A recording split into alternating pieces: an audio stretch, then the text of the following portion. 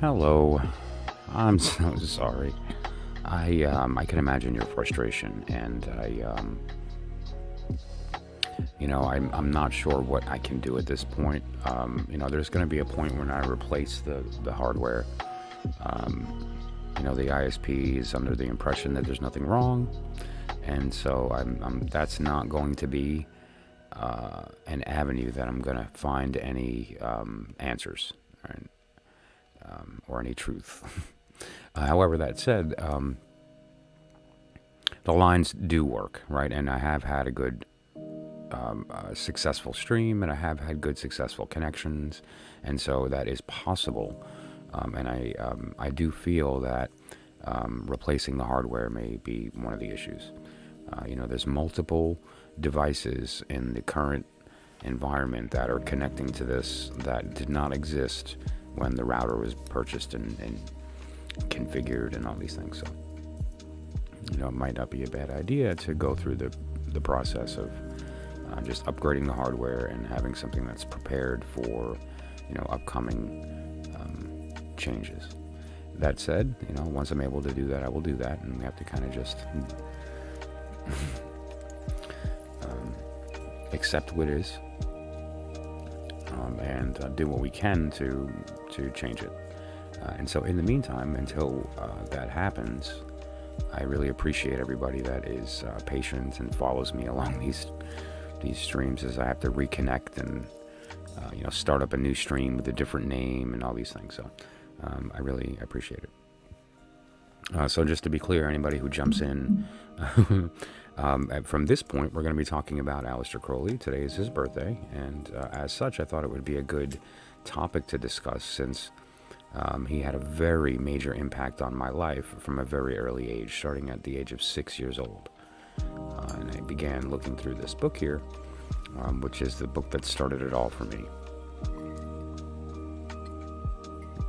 Something I discovered kind of tucked away in my father's closet as a young child when he was at work on a weekend or out somewhere.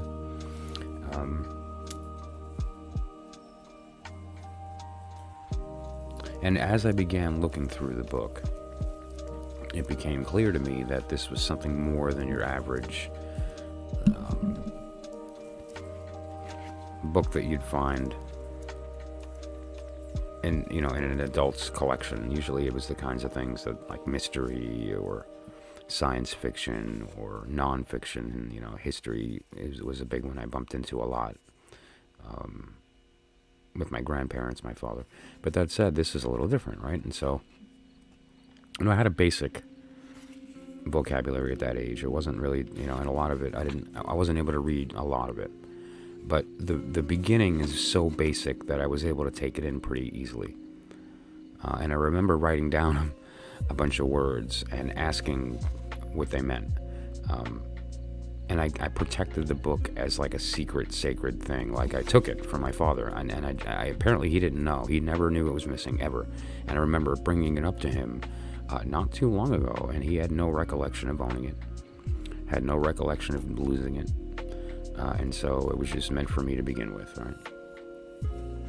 But that said, here I am as a 6-year-old child, 6, 7, and that, 6, going through my father's stuff and coming across this book and flipping through it and seeing immediately this, which is just a beautiful cover of just a kind of like mystery, and like, what is that? I mean, it's a 4, and these are 4s, and there's 4 of them, right? And then what is this? Like, are these letters? That looks like a letter. That kind of, and then again, I don't know Greek or any of that. I don't understand what any of this is. I don't know that these could potentially be symbols rather than letters, or whatever the case may be. It was just so interesting.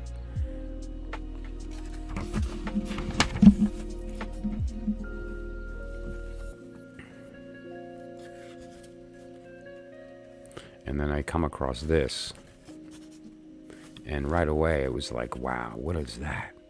What is that? It has like a religious quality about it. It's it has 7 points, like the 7. Okay, cool. And there's a bunch of 7s. There's 7 of them. Right, there's this symbol, and I remember seeing that in other places too. It's sort of like a circle with a cross in it, or an X, depending upon, how it's rotated. And then some other stuff around the edges that I didn't understand. It seemed like a foreign language. But the first paragraph it's enough that even a child could kind of grasp a little bit, and that's exactly what it was. I kind of started with the first paragraph, read it, realized that I couldn't read most of the words, and closed the book. Didn't look at it for quite some time, days. Existence as we know it is full of sorrow. To mention only one minor point, every man is a condemned criminal, only he doesn't know the date of his execution. This is unpleasant for every man, and consequently every man does everything possible to postpone the date, and would sacrifice anything that he has if he could reverse the sentence, right? And so it's like, okay, well, I kind of understood that from a degree. I do recall, getting the definition of like existence and condemned and execution, and then when I read it the next time, it was like scary, I was a young kid. But anyway, I read the book multiple times throughout my life. And certainly in the early years, a lot of it was flipping around. And you'll notice that there's some portions of the print that seem to be bolded, right?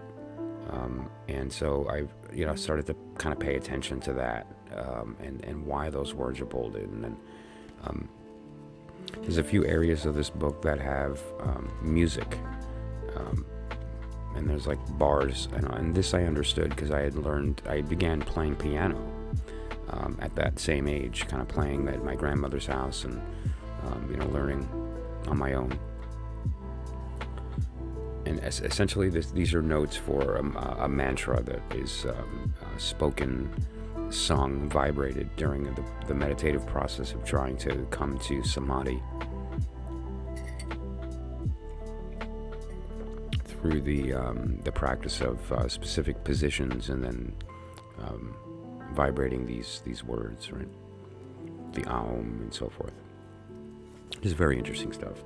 He is God alone, God the eternal. He begets not, and is not begotten, nor is there like unto him anyone. Unity uttermost showed. I adore the might of thy breath, supreme and terrible God, who makest the gods in death to tremble before thee. I adore thee.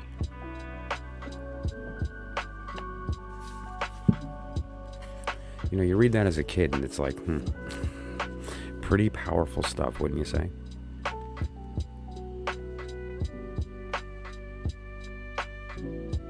A lot of this stuff is so thrown out, like the way he just throws this statement out. Look at the statement he throws out.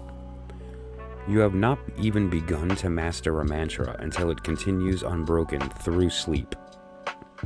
This is much easier than it sounds. I'm glad you think so. So just to be clear, I'm supposed to repeat this mantra to such a degree that it becomes so ingrained in my brain that I chant it while sleeping, and I can't consider that I have achieved a mantra until that occurs, unbroken, throughout my sleep. And it's much easier than it sounds. Okay, good. Well, because, I don't want to do anything hard. I'm a kid, right? And then we get into Yama and Niyama, Pratyahara. This is very interesting. This just, has the idea of what we're talking about here. BD, which is this line to that line, this curve, shows the control of the mind improving slowly at first and afterwards more quickly. It starts from at or near 0 and should reach absolute control at D. This is D, right? This is... Now, EF shows the power of observation of the contents of the mind, improving quickly at first and afterward more slowly, up to the perfection of F. It starts well above 0 in the case of most educated men. And what he's referring to here is the idea of the ability to control the mind, control your thought, turn it to 0 if wanting to. What this one is referring to is the idea of the power of observation of that thought not being broken. And it's essentially the relationship of the idea of how difficult the process is with time. It becomes easier in one case and harder in the other. The height of the perpendiculars HI indicates the dissatisfaction of the student with his power of control, increasing at first and ultimately diminishing to zero. At this point right here, you're okay with the process and the frustration is gone, and then you can kind of float into the oneness, right? Now, I looked at this graph for, 15 years before I had any idea what he was talking about. Now, again, I started, at 6 years old. Dharana. Samadhi. I'll read the first paragraph because happy birthday, Aleister Crowley. More rubbish has been written about Samadhi than enough. We must endeavor to avoid adding to the heap. Even Panjali, who is extraordinarily clear and practical in most things, begins to rave when he talks about it. Even if what he said were true, he should not have mentioned it because it does not sound true. And we should make no statement that is a priori improbable without being prepared to back it up with the fullest proofs.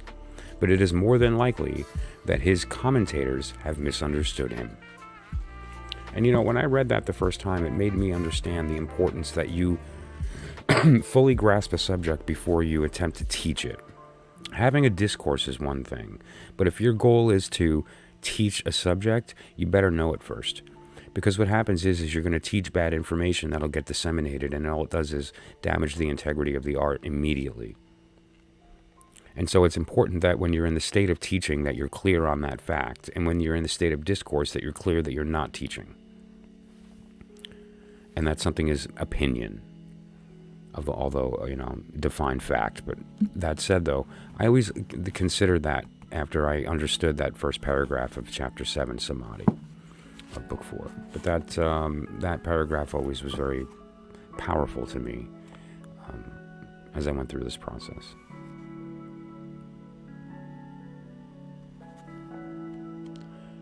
These chapters are invaluable.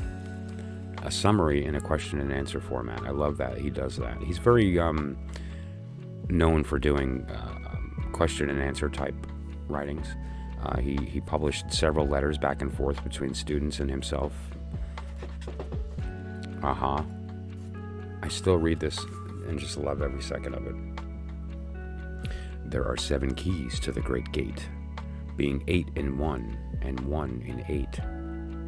First let the body of thee be still, bound by the cerements of will. Corpse rigid, thus thou mayest abort the fidget babes that tease the thought. Next let the breath rhythm be low, easy, regular, and slow, so that thy being is in tune with the great sea's pacific swoon. Third, let thy life be pure and calm, swayed softly as a windless palm. Fourth, let the will to live be bound to the one love of the profound. Fifth, let the thought, divinely free from sense, observe its entirety, its entity. Watch every thought that springs, enhance, hour after hour thy vigilance. Intense and keen, turn inward, miss no atom of analysis. Sixth, on one thought securely pinned, still every whisper of the wind. So like a flame, straight and unstirred, burn up thy being in one word. Next, still that ecstasy, prolong thy meditation steep and strong. Slaying even God should he distract thy attention from the chosen act. Last, all these things in one overpowered time that the midnight blossom flowered. The oneness is, yet even in this, my son, thou shalt do not amiss. If thou restrain the expression shoot, thy glance to rapture's darkling root. Discarding name, form, sight, and stress, even of this high consciousness.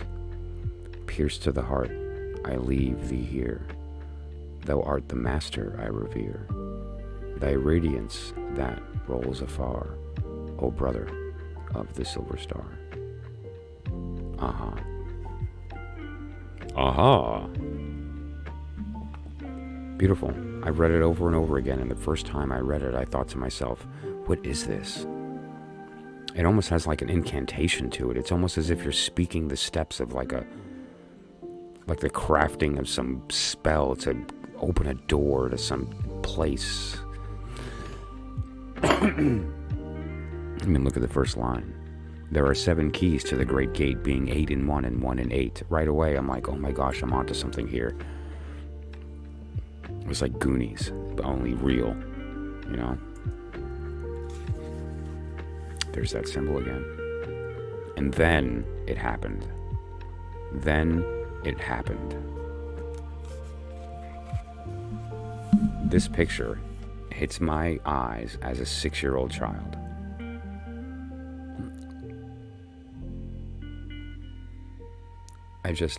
I can't, and now this is what's next to it. Magick with a K, preliminary remarks, Magick with a K, and I see this picture as a 6-year-old child, this book with this like evil, demonic, satanic symbol. And there's this thing on his head, and it's like, what is going on? And like, it's this weird kind of shape. He's doing this crazy thing with his hands. What is it? And I was, to say the least, intrigued isn't the word. I was a little afraid. I felt like I was looking at something I wasn't allowed to look at. I felt like this image was more naughty than pornography. I had bumped into Playboys and stuff when I was a kid in my dad's room. I felt like this was worse than that. Like, if I got caught looking at this, it would be worse than being caught looking at one of those magazines, right? And there was something about it, and I thought, wow, who is this person, right? It was really something special. It was weird. And of course, then I flipped to the next page, and okay, shit just got real, right? Ceremonial magic, the training for meditation. And now here's this person dressed in some kind of weird robes with a weird crown on his head with a snake coming out of it. He's got something in front of him with swords and cups and books, and he's got some weird symbol on his hand. Why is that pinky sticking out? Like, what's going on with that cross? All kinds of stuff. And it was like, wow.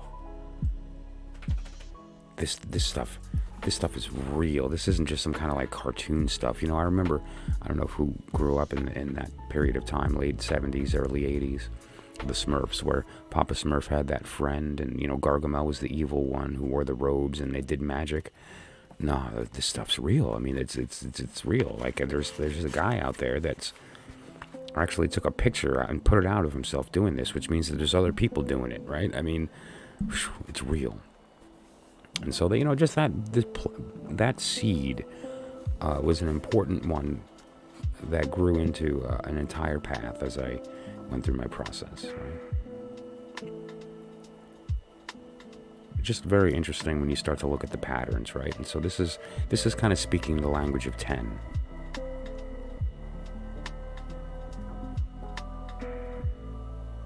And there's other things that we're looking at here. It's the magic circle, the altar. Looking at this too is really interesting because this had dimensions. Okay, so dimensions mean pointing at something real in the world that is as a size. So when I saw this picture, you know, my mind went to the place of this being an object, 2 cubes on top of each other in space. Like, I thought about it, imagined it like, oh, this could be like 2 boxes. And that's exactly what it is, but and there's instructions for its size and stuff, and it's like, whoa. And then bang, watch this. This is where it's like, right?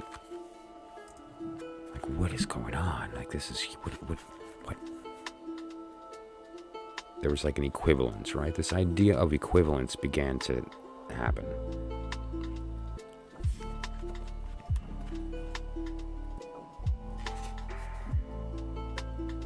The scourge, the dagger, and the chain, enclosing the phial of the holy oil. Holy oil. The holy oil is the aspiration of the magician. It is that which consecrates him for the performance of the great work. The great work. Sounds religious. Sounds hard. I don't know. I don't know. Right? That's what I'm thinking. I'm a little kid. Oh, I see more dimensions. These are real things.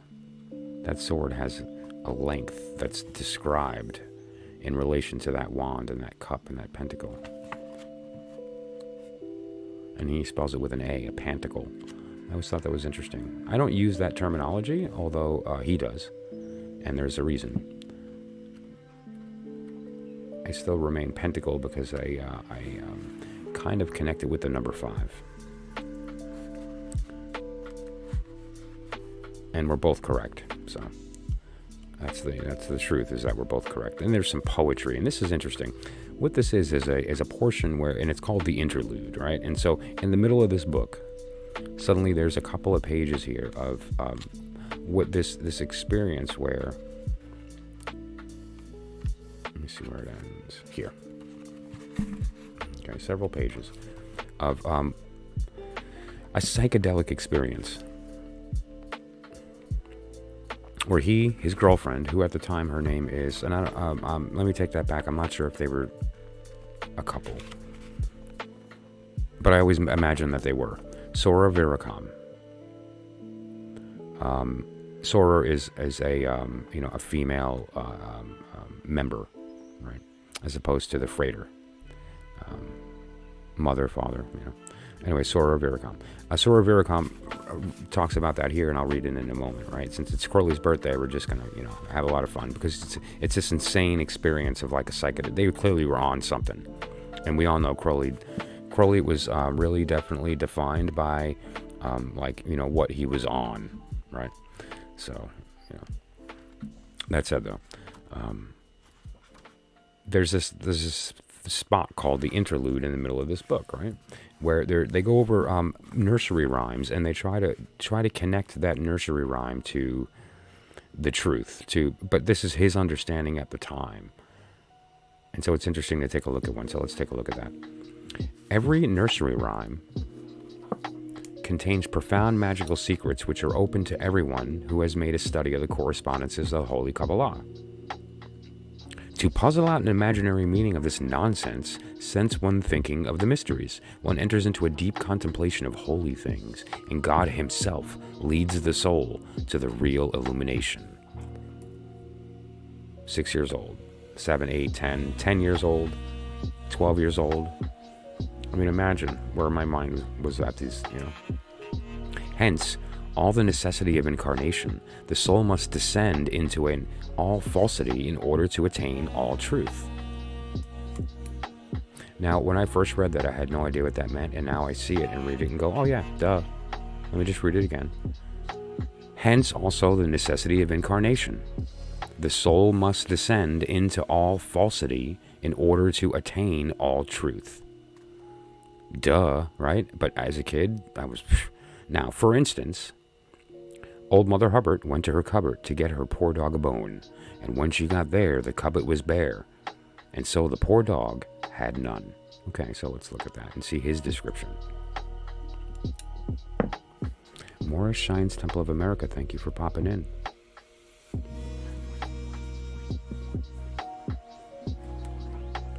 Who is this ancient and venerable mother of whom it is spoken?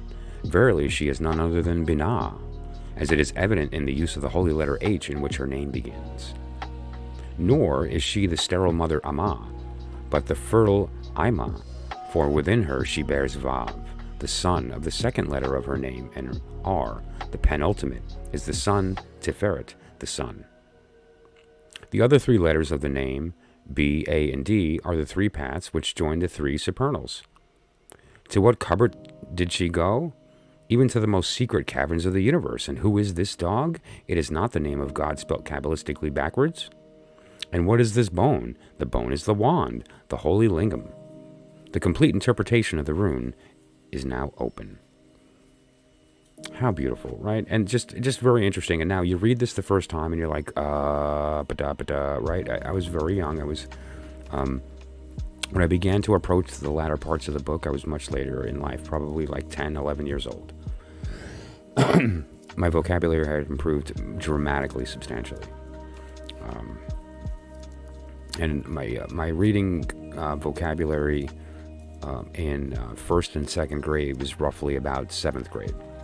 And so when I had already gotten to like 11, 12 years old, it was much, much higher. And I was able to actually explore some of this. And thankfully, there were people in my life that I could go, what's this Qabalah, and then it would say, oh, Qabalah, and tell me what it is. Or, what's this, these words, penultimate, Tifaret, what are these things? And I actually had access to Jewish people who spoke Hebrew that could tell me, and at least to their understanding what it meant. Little Bo Peep, Little Miss Muffet, Little Jack Horner. Let's see Little Bo Peep. Little Bo Peep, she lost her sheep and couldn't tell where to find them. Leave them alone and they'll come home, dragging their tails behind them. Okay, so let's take a look at that. Bo is the root meaning light, from which springs such words as Bo Tree, Bodavista, and Buddha. The peep is Apep, the serpent Apophis. This poem, therefore, contains the same symbol as that in the Egyptian and Hebrew Bibles. The snake is the serpent of initiation, and the lamb is the savior. This ancient one, the wisdom of eternity, sits in its old anguish awaiting the Redeemer. And this holy verse triumphantly assures us that there is no need for anxiety. The saviors will come one after the other, at their own pleasure, and as they may be needed, and dragging their tails, that is to say, those who follow out their holy commandment to their ultimate goal. It's actually virtually inapproachable to a child, but when you know the truth and you've studied it, or at least some of his other writings, and you get a vibe of what he's actually talking about, it's so clear. It's just a beautiful thing, right? And, when I was younger, I looked at this and like, he's totally stretching, right? Which turns out he is. And we all are, right? That's the reality. Missy, how's it going? I'm glad you're here. Let me catch up on the channel. Me and my mom and husband actually had gone a little bit. Really? There's so many good ones, right? 1, 2, buckle my shoe. 3, 4. Wow, you know what? We should talk about that. There's a beauty in rhyme too, because what is rhyme? Rhyme is a ritual. Rhyme is a pictorial representation of a real event, and the pictures are auditory. That's all. Right? They're auditory symbols, and what we're doing is we're actually connecting with ourselves by recollecting. We're not looking into the future. We're remembering the past and telling a story through rhyme. Rhyme is a beautiful way to remember. Rhyme is a beautiful way to create a mnemonic sigil. And every time we sing that, we activate that part of ourselves. Like we talked about embodying other beings and embodying spirits. We did it the past couple of streams. Guess what we're going to embody tonight? Try to guess. So it's going to be fun, right? And now how do we do that? We just simply speak the name. And when we do, that part of us awakens, right? We give it attention. And when we give it attention, we give it form, we give it gravity, we give it life. And so that's what we're going to do tonight. We're going to bring something to life. And how do we do that? Through the language, right? Beautiful stuff. And now what rhyme does is it gives us an emotional reaction while we're having the mental. And, we've talked about that before here on the stream. The idea of divine mind in the cup. You want to hear the truth. You don't hear it in your mind. You hear it in your heart. And rhyme does that automatically, right? Great stuff. And he just proved it in this circumstance here over and over again. And then I have a little place here marked. I went over the cup and the sword and talked about the representation of that with respect to the tarot. And if you want to get a nice sideways perspective on the meaning of the four suits, the elements, the states of matter, and so forth. The forces. Look at the tools of the magician with respect to Crowley's ritual. And what does the cup represent there? What does the sword represent there? And it gives you that perspective on the tarot. And so today we're going to be looking at the pentacle. And thought it'd be a nice place to start, because what we're talking about is happy birthday Crowley, right? And so let's look at his physical manifestation. Let's look at the body of this being that was this genius that had not only the compulsion to share his knowledge, but the ability to. Thank God. There's plenty of people with the compulsion without the ability. You know, I suffer the truth that I'm one of them every day, and I'm trying. But that said, he knew, right? And so let's just talk about the pentacle, because that's the physical form here. And in his representation of the temple, of the altar, the pentacle represents exactly that. It's the will of the magician realized. And so what does his will realized look like? Let's find out. Page 99, chapter 9, the pentacle. As the magical cup is the heavenly food of the magus, so is the magical pentacle his earthly food. The wand is his divine force, and the sword his human force. The cup is the hollow to receive the influence from above. The pentacle is flat, like the fertile plains of earth. The name pentacle implies the image of the all, omne in parvo. But this is by a magical transformation of the pentacle. Just as we made the sword symbolic of everything by the force of our magic, so do we work upon the pentacle. That which is merely a piece of common bread shall be the body of God. Now, I've spoken many times with respect to symbolic representation, and so consider communion, right, the body. And I just thought it would be interesting to point out some things here. Sword.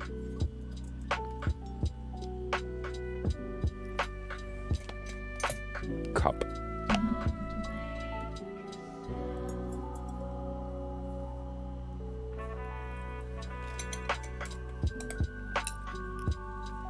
Wand. Where's my chopsticks?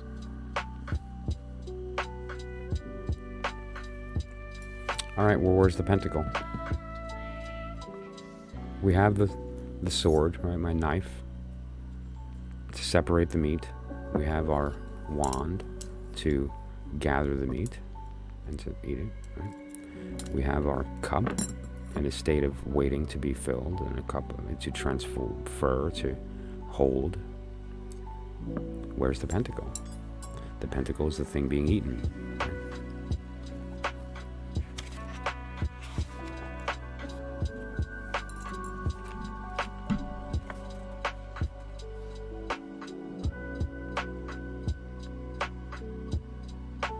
What is the length of the temple from north to south?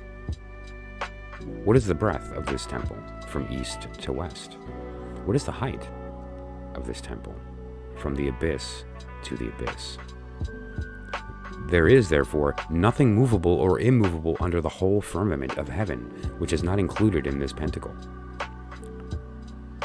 Though it be but 8 inches in diameter and in thickness half an inch. Fire is no matter at all. Water is a combination of elements, and air almost entirely a mixture of elements. Earth contains all, both in admixture and in combination. So must it be with this pentacle, the symbol of earth. And as this pentacle is made from pure wax, do not forget that everything that lives is holy. All phenomena are sacraments. Every fact, and even every falsehood, must enter into the pentacle. It is the great storehouse from which the magician draws. In the brown cakes of corn we shall taste the food of the world and be strong. Interesting, right? So that's his take on the pentacle. And so the next time you're looking at the Ace of Pentacles, consider that. Next time you're looking at the Princess of Pentacles, which is the thing that bestows it, consider that. right?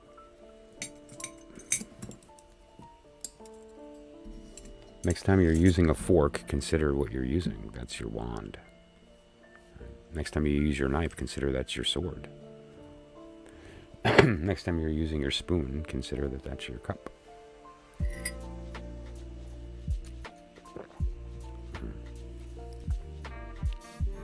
I love dark coffee. So let's just catch up on the chat here.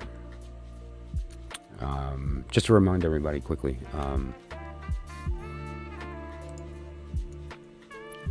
what we're talking about here.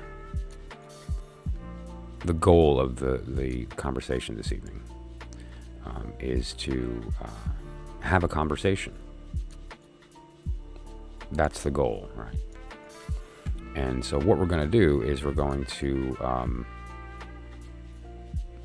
first we're going to speak about a certain individual, and then we're going to invoke this individual, right? Just quote them, invite them to be present in the conversation, and then we're going to embody this individual, become him. And whoever wants to participate will, can do that as well. And I'm going to talk everybody through it and do it with you, right? So we'll be doing it together, and then we're going to have some fun. I also, again, for those who've joined in this stream since the last one went down, we're going to go over his chart. Let's take a look at Crowley's wheel. Like, why not? There's got to be some fun stuff in there, right? Oh, spoiler, there are. Fun stuff. We're going to take a look at maybe some misunderstandings, right? Some things that people hadn't considered or just totally had wrong. Most of the time, he was actually making fun of people. Most of the time, he was just joking.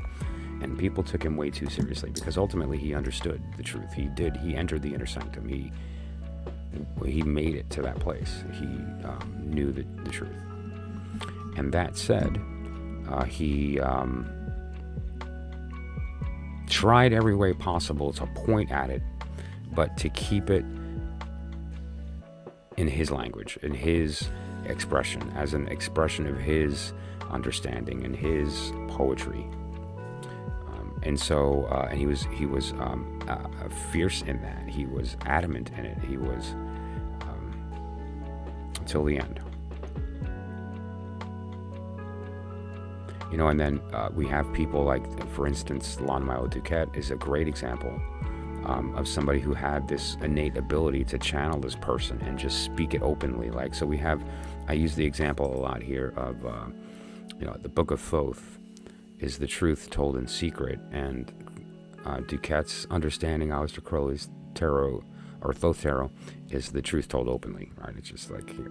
And now I don't recommend you read DuQuette first. I recommend that you read Book of Thoth first, then read DuQuette. If you read DuQuette first, it's gonna, it's sort of like watching the making of behind the scenes before you watch the movie. And it kind of might affect your understanding of some of the symbolism. So I recommend that you approach the Crowley Thoth first, the book, and then you approach DuQuette, who is so masterful at communicating it that it's really required reading. Anything that DuQuette has written, but specifically his understanding of the Thoth tarot is so good. It's one of those ones where if you have a fire and you have to grab 3 books, grab that one. Because it's kind of one of those biggies. Grab 777. Like, you got to have your charts. What would be the third one? The deck. Grab the deck. Grab the deck. Have the cards. But that said, though, those two, and you're good to go, right? But so, at the end of the day, though, what is the goal here? What is the point of the work? The point of the work is not to tell stories. It's to find what the story is pointing at. It's not to use the cards to tell the future. It's to remember the fact that we don't need to do that. We know how it ends because we already lived it. And the tarot just reminds us of that fact by laying the story out in a way that we can see it. Right? Mm-hmm. Missy, yeah, buy DuQuette's book. Continue to read Thoth, but buy it. You have it ready. And when you get halfway through and you're kind of into the Atus and so on, is when you pop into DuQuette, and then you can read them both at the same time. You're gonna have a great experience. You're pretty higher level, so you won't be upset doing that. That said,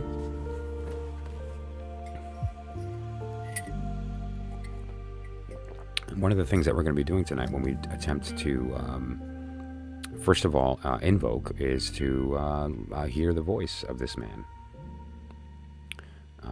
And how we're going to do that is I have some recordings of him speaking some of the Enochian calls and reading some poetry and some other things. And so I'm going to be playing that while flipping through some of the images. And so we can get a vibe of what he sounds like, get a vibe of what he looked like throughout his life.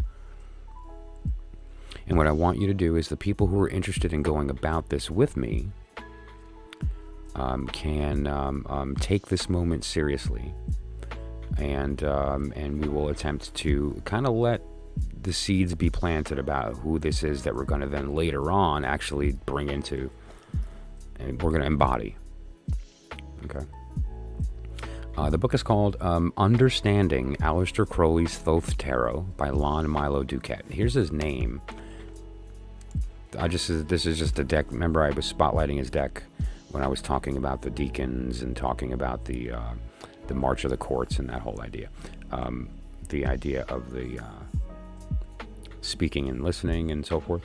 But that's his name, Milo DuQuette. And the book is called Understanding Aleister Crowley's Thoth Tarot. You know what you can do too? There's a link in my description. I don't earn a commission. It goes right to the individuals. There's a store that sells this deck that also has copies of that book.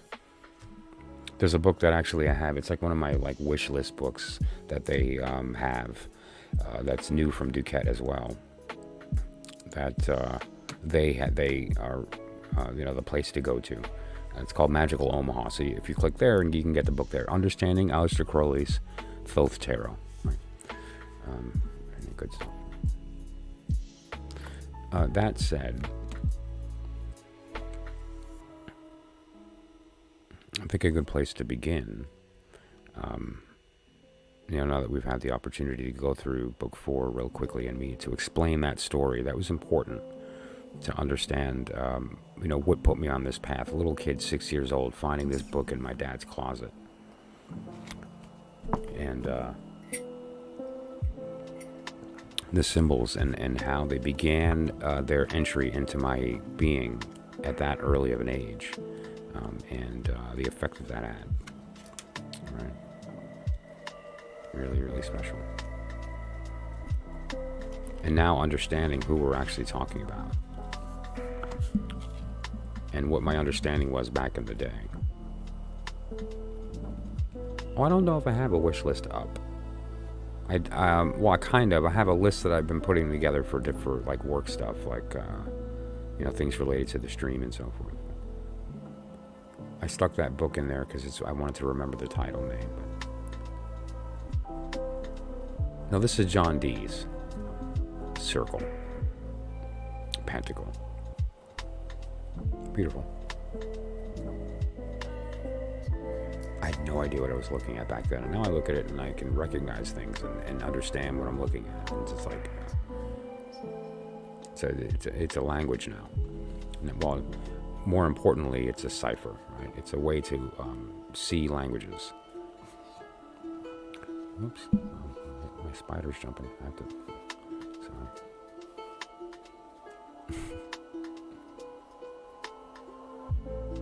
Okay. So again, just imagine.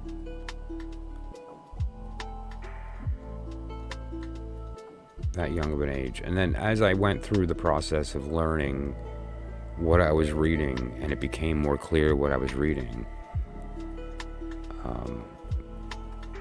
then stuff changed. And what really changed for me after the fact was when I started to have conversations with people with respect to this information. And they seemed to not understand. They didn't have the same perspective that I did. And when I shared my perspective, it seemed to wake them up to certain things that they hadn't considered. And then the conversation changed. And now what that did is when those things that awoke in them led them on a path that we would then later on have a conversation, and they would teach me things that I had never considered and wouldn't have. And it was this beautiful way for me to learn through teaching. By, giving them the formula, and then them taking that, playing with it, coming back and going, here's what I discovered. And I'm like, wow, I had never thought of that. And so that growth, began at 6 years old, and it was great. And having these mentors that popped in and out of my life that gave me answers to silly questions of like, what does that word mean? And what does that word mean? And, you can't put a value on how lucky that was. Pure luck. I mean, had I not bumped into this book, who knows what the path would have been, what my beliefs would have been. Well,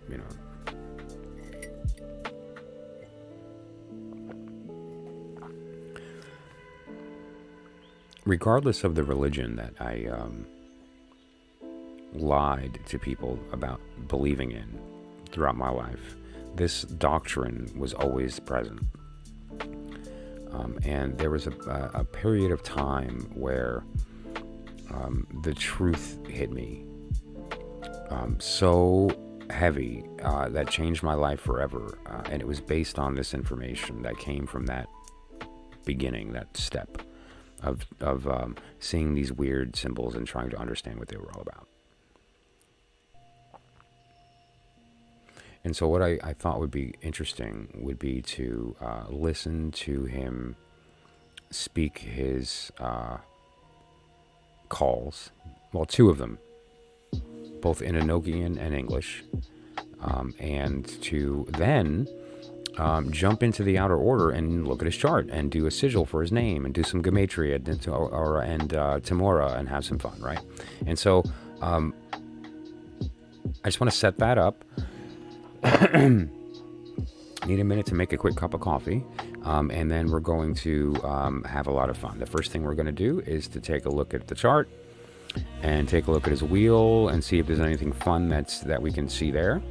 Then we're going to jump over and take a look at some Gematria and Notarikon, take a look at some Temurah. I just thought this would be fun to pop up and keep up, initially. This was a nickname that he got from his mother, right? The Beast. I always think about where the wild things are. The night Max wore his wolf suit and made mischief of one kind or another. And he said, I will eat you up. And his mother sent him to bed with it, eating nothing at all. Well, she called him Wild Thing, right? So Wild Thing. Well, obviously in this case, she called him the Beast, which he totally went with. He went with it. So I just need a moment to go ahead and I will be back at the speed of Carrig, and we will continue with listening to the voice of Aleister Crowley speak some poetry. We're going to look at some pictures at the same time, and the goal of that is to get an idea of who he is, get him in our brains a little bit. What does he look like? What does he sound like? What has he looked like? What has he sounded like? And then we'll play with his name and his sigil and all this stuff. So we're going to have this interesting kind of idea of who he is. And then we're going to embody him together. And we're going to bring him into physical manifestation. Live on the internet. So I usually start off with, welcome to the voice of your soul, speaking to you all night long. Well, tonight it's going to be the voice of Crowley speaking to you. Stick around. All kidding aside, I'll be back in a moment, and we're going to have fun.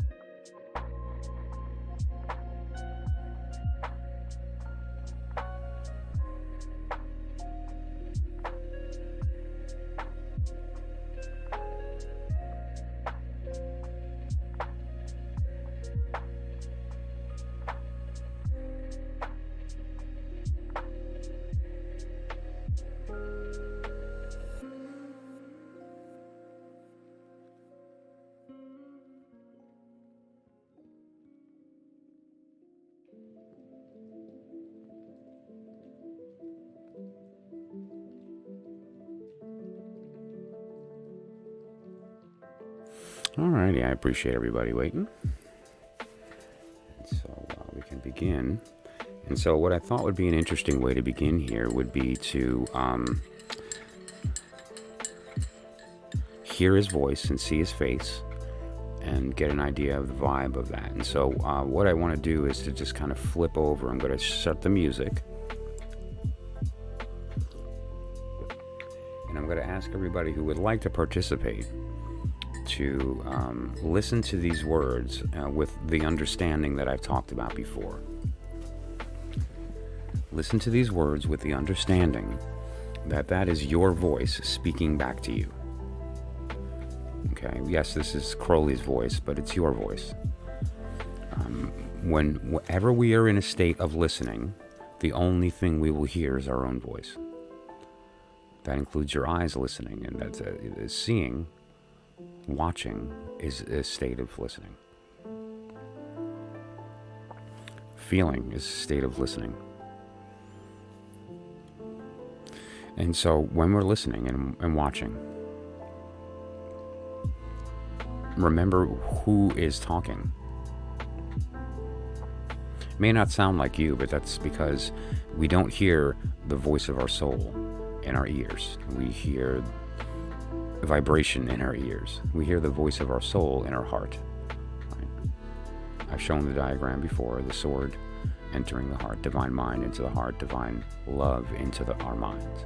So I want you to feel what you're watching. I want you to feel what you're hearing and recognize that that sensation is the sound of your voice being recognized.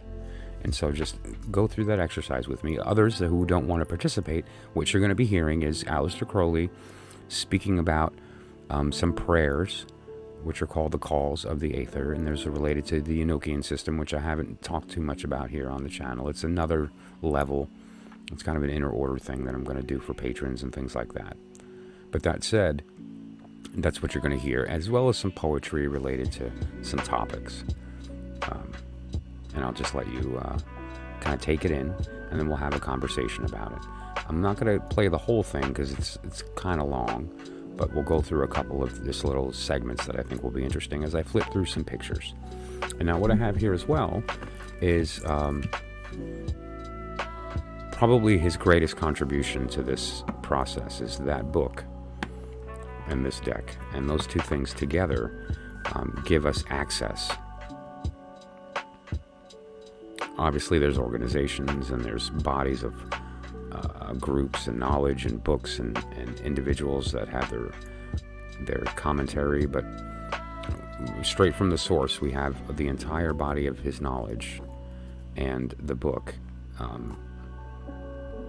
right there for us. All right, so that said, I'm just going to flip through this as this is playing. You can kind of look at his face, listen to his voice, and look at the creation of what him and Frida Harris put together.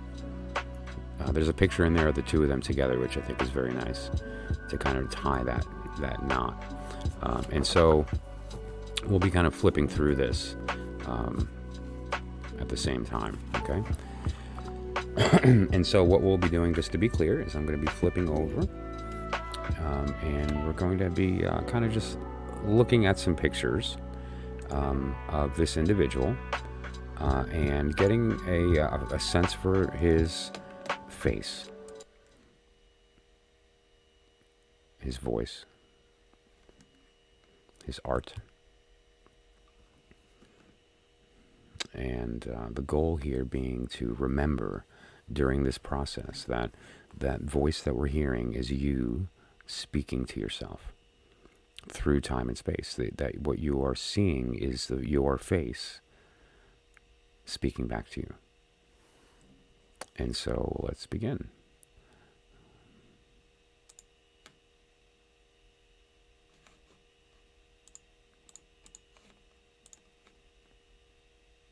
These are the first two invitations calling forth the cabinet of spirits in the system of Dr. D and Miss Edward Kelly.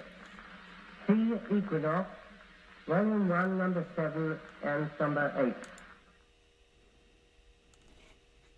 Oh, so very sorry go yard blotter in Nusaha Telazo, Sobrazo Doro Ray, Eton was a Gatisad, Jura Tano Kireti, Das Hoel Koro Khan, Taharas of the Mazo, Old Tulimahe Tan of the Lohas of the End, Sobata Hio, Ginonope Regia Ladi, Gospel Rebe, Obulehe, Yalaisam, Asalem, Ohorela, Kaba Piri, Das Zodin, Nisaji, Kab, Erim, Yadanahe, Yilahe, Razadim, Zodin, Zoda, Adana, Gono, Yadakiel, Das Sohe, Sobai, Tommy, Tommy, Das Sobala, Lepe, to the Leda Plama, Odbujera, Ai, Tapiate, Yamael, Odra.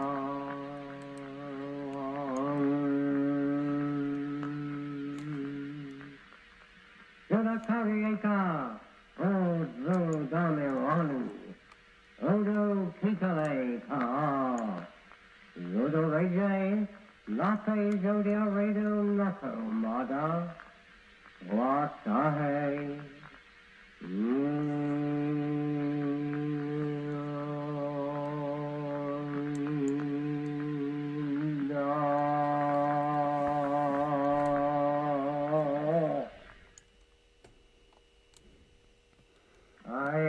About ye, saith the gods of justice, in power exalted above the firmament of war, in whose hands the sun is as a sword and the moon as a true thrusting fire, who measures your garments in the midst of my vestas, and tucks you together in the palms of my hands, whose feet I garnish with the fire of gathering, and beautified your garments with admiration, to whom I made a law to govern the Holy Ones, and delivered ye a rod with the ark of knowledge. The poet. Bury me in a nameless grave. I came from God, the world to save. I brought them wisdom from above, worship, and liberty, and love. They slew me, for I did disparage therefore religion, law, and marriage. So be my grave without a net, that earth may swallow up my shame.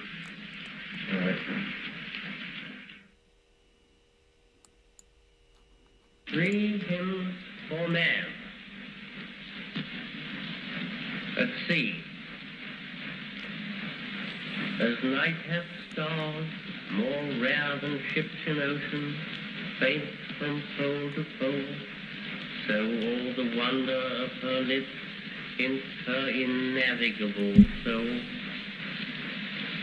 Such light she gives as guide my bark, but I am swallowed in the swell of her heart's ocean, sagely dark, that holds my heaven and holds my hell. In her I live, a most minute dancing moment in the sun. In her I die, a sterile shoot of night shade in oblivion. In her myself dissolves, a grain of salt cast careless in the sea. My passion purifies my pain to peace past personality. Love of my life, God grant the years confirm the chrism, rose to rude, anointing love, a spurging tear in the sanctifying solitude.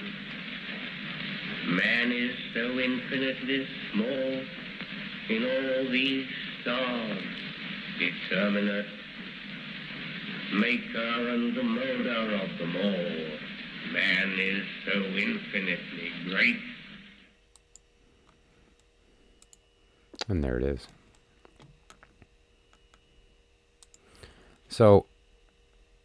the idea here is to kind of take in emotionally what we're hearing and take in emotionally what we're seeing. And the purpose of that is so that we can kind of have it there as a seed that's planted, so that when it's time to experience it, or we see it in the world, or we see it in the story, and we speak the word, we invoke it, that is stirred up, and those seeds begin to grow, and that growth period is immediate. It becomes complete through giving it attention, and through the level of attention being related to, for instance, the symbol, the word, the image, the voice, all connected at the moment that the will is extended, and at the moment that the recognition and the conversation takes place. And what happens is that the more senses that are touched, the more parts of you that are activated during that moment, the more intelligence the entity has, right? The more, the stronger the magnetic connection, right, of that conversation. So that said, that's the purpose of that. And so just kind of take that in and allow that to kind of swim around for a moment in your soul. I'm just going to catch up on the chat real quick, and then we're going to flip through the deck and, just sort of see some things here. So, okay.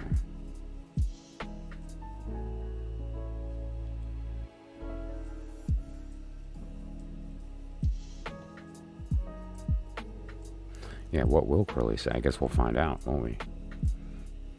If you want to know what Crowley will say, speak. There's a 7 tarot channel guy on YouTube. I recognize people from past lives and do research. His name is Steven now. Okay, Steven. Okay. Artie, hello. How's it going? I'm in a courtroom divorce hearing. Wish me all the best. Oh my gosh. Let's all take a moment.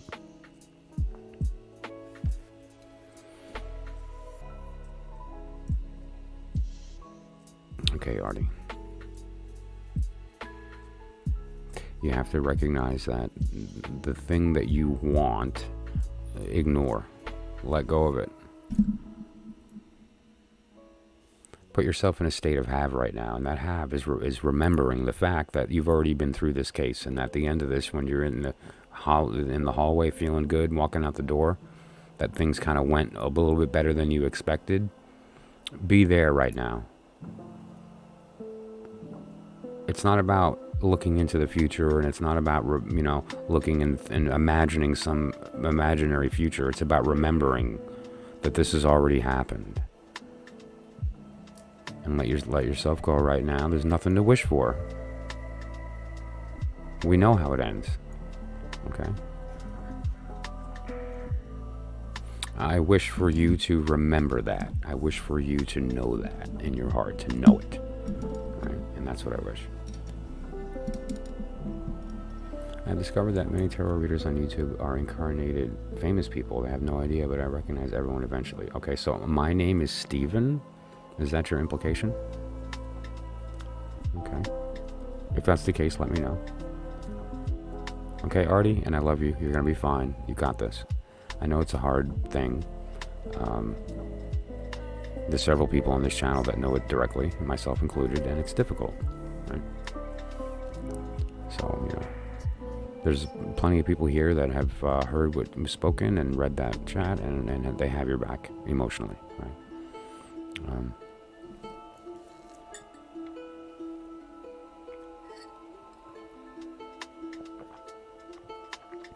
So let's take a look at the deck here. Thank you. Thank you for coming in here too, and for choosing this as the avenue of being heard, because you will be heard here. And so if you need to speak, this is a place to do it. And recognize that right now that you're in a state of listening, that this is you speaking back to remind you that you're going to be great. And, you already know how this is going to end. So, awesome. And come back after. Pop in if I'm still around, if I'm still streaming. I plan on going till about 4 a.m., maybe 4:35. We'll see. It's Crowley's birthday, so it's going to have a good night. Love this card. The color, the angles. What Frieda and Harris did here is really, really special. Should I wear this tonight? I usually keep it in my box, right? With my decks. The special ones, the deck I created, and the DuQuette and the Hermetic. But I think I'm gonna wear it. Why not? I'll take it on and off when relevant.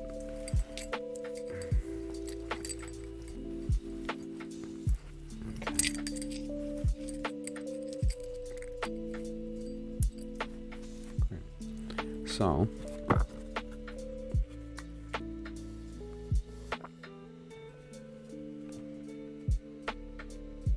Gorgeous.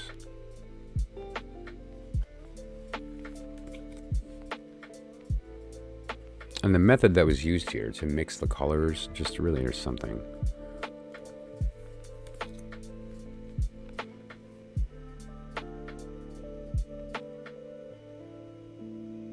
Isn't that interesting that in this whole thing there's this tiny little splash of green on the bottom?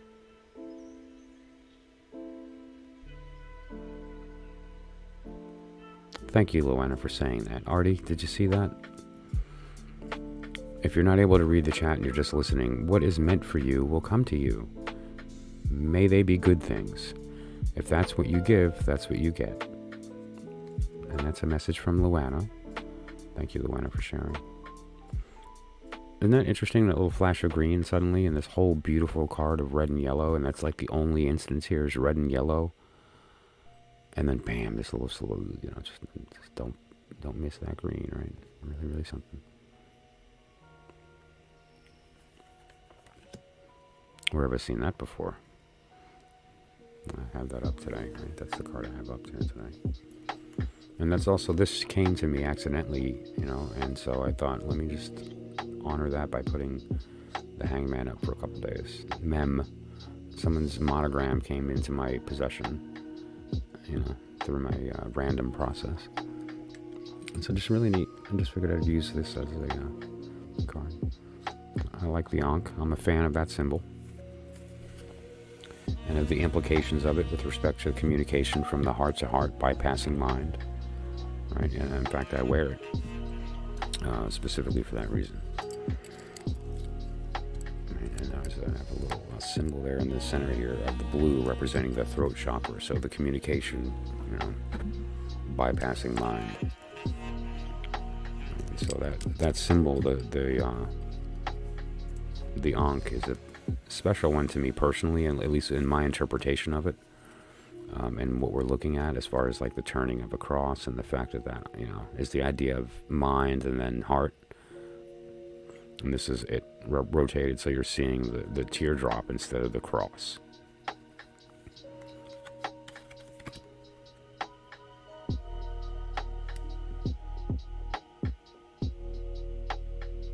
Very hyperdimensional.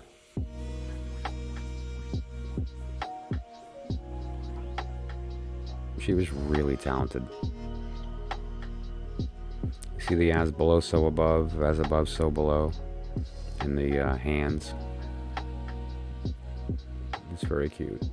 She has the if you look really, really carefully, you can see the Libra symbol on the top of that sword. There's Libra. And then we have the moon. So the moon in Libra. Let's check the chart and make sure, right? So this is the Two of Swords, the moon in Libra.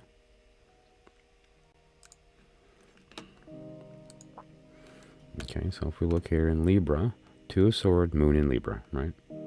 It's going to be to the right there with the green under Venus, Libra. Two of Swords is the moon. And so, the way that she and Crowley hid the stuff in here is really, was done very well. Right, so there's Libra, there's the moon. The cup. We talked about that a couple of days ago. Beautiful.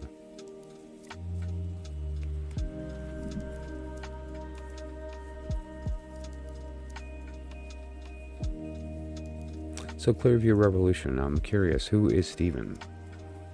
You can't just drop that and then, you know, leave it there. You have to kind of, you know, it begs a little more information. Let's just put it that way.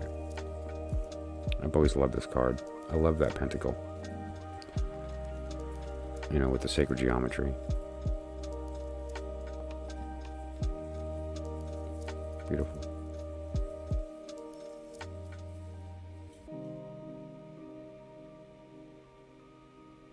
Really something. The form here. Angel, how are you? So we just to be clear, we just went through a process where I went through some pictures of Aleister Crowley. Today's his birthday, and it's the focus of the stream tonight. And then we listened to him do some stuff. We're going to be listening to more of it later, so don't worry. If you missed that part and you want to go back, you can. Otherwise, I will be leaving this stream up so you can watch it later. But we listened to him do 2 of the Aether calls and some poetry stuff. And we're going to be listening to more later. And the goal of that being, you know, to later on go through the process where we actually invoke this individual into, you know, conversation. That's the point of what we're trying to do here.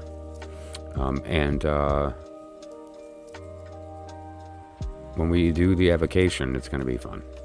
It's going to be fun. So thank you for joining. Okay, so we're just going through, now that we've gone through the pictures and we heard his voice, we're going through some of his body of work here with the idea of getting a sense of what he's looking to do. That's great. Good. Go for it. Why not? If you get the sensation, you have to really go with that, right?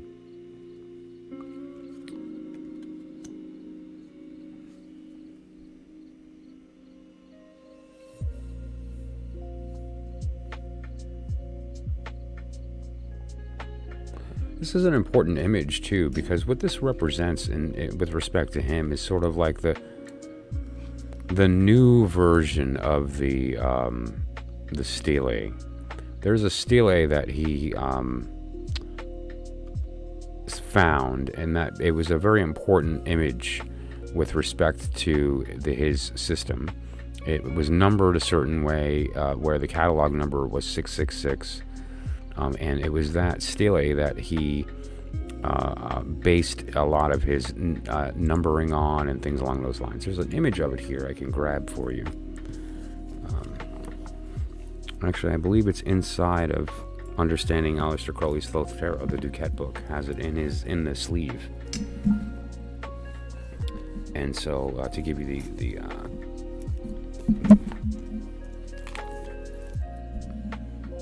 comparison, let's do that. Yes, it is. There it is. Okay, so there's the stele. This is what he came across, and you'll notice here it's numbered 666, and so that's what Crowley saw. This is just a catalog number from somebody who found this piece and cataloged it in the museum in Cairo. Okay, and now this is the stele.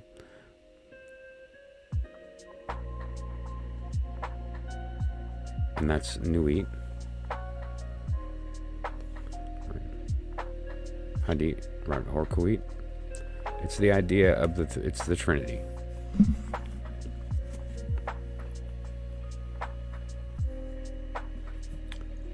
This is his new version of that, the new Aeon.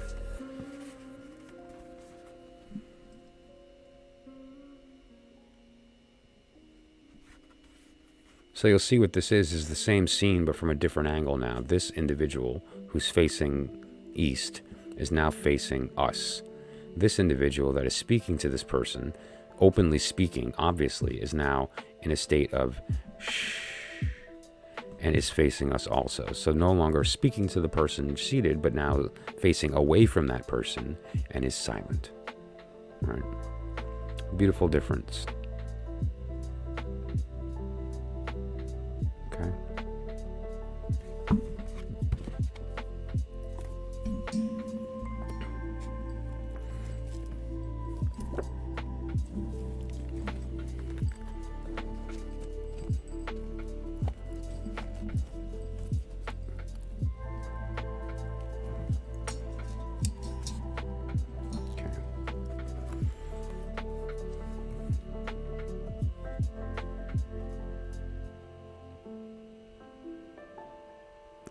beautiful, isn't it?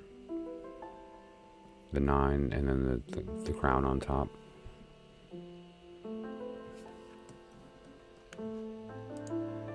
And just to be clear, we're looking at here. Let me get rid of the cameras.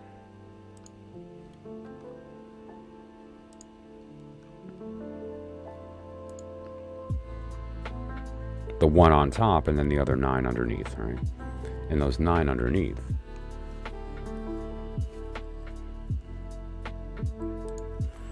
are represented here by those yods that are raining down from the moon. Gorgeous. And there's some very serious, heavy symbolism here with respect to many of the mechanisms that the moon is related to, the menstrual cycle. This also refers here to that biorhythmic kind of idea. You know, the fact that there's red and blue, and there's 2 blue. There's also some very serious sexual alchemy in this card, in respect to the polarity of that conversation. Right? Really special stuff. Oh, I love this card, the Hermit.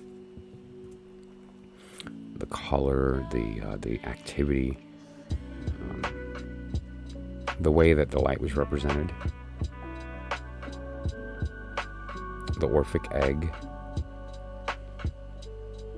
the spermatozoa, but specifically the way it's represented is really special.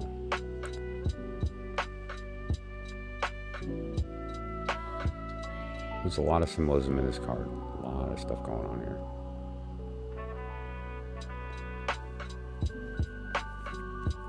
I'm not going to get into the symbolism here right now. We're just kind of taking it in emotionally. These archetypes are real, and these are already very powerful entities that have existed since the beginning of this deck, that have been mulled over by multiple generations of individuals whose goal is to understand this symbolism. And so the thought forms that have been created due to that process over time is real and can be recognized. And so just feel it emotionally and take it in. This is Venus in Cancer. Beautiful. The 2 cups being filled by what we know now to be true, which is the 1. And it's always ever been the 1. This is the only truth.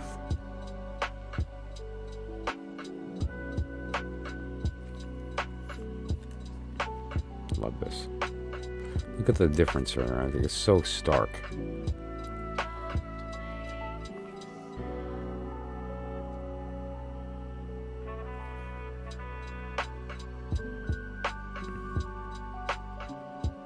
Love that.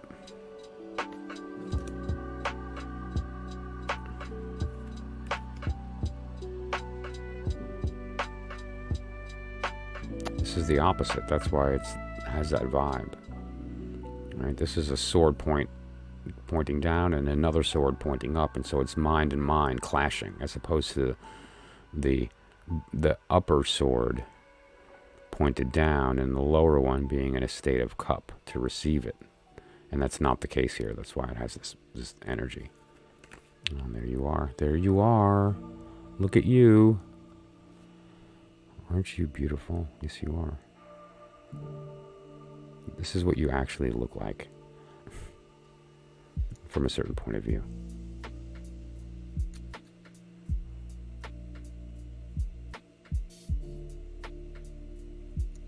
Where have I seen this before?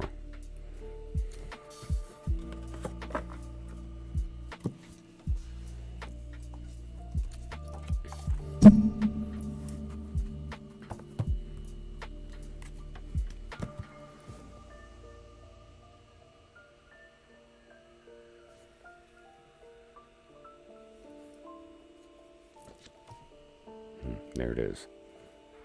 And there it is. They're the same card. That's right. There is no difference. Perspective, angle.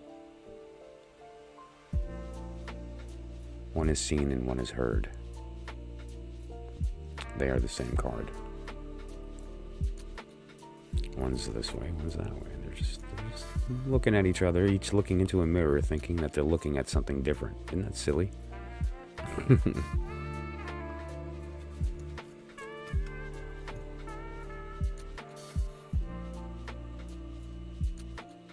love it. There he is. There you are.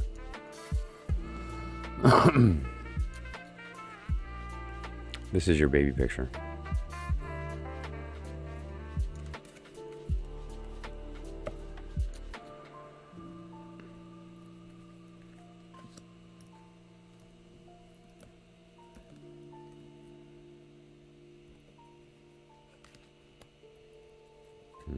The alchemical marriage. There it is.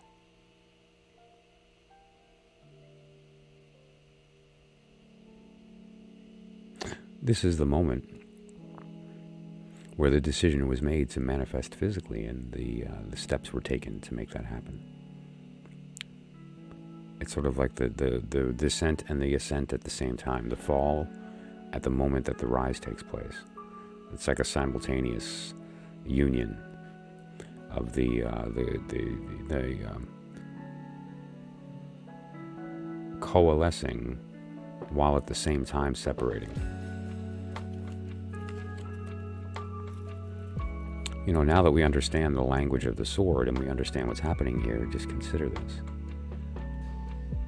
Like, what is the source of anxiety? It's taking in all these other different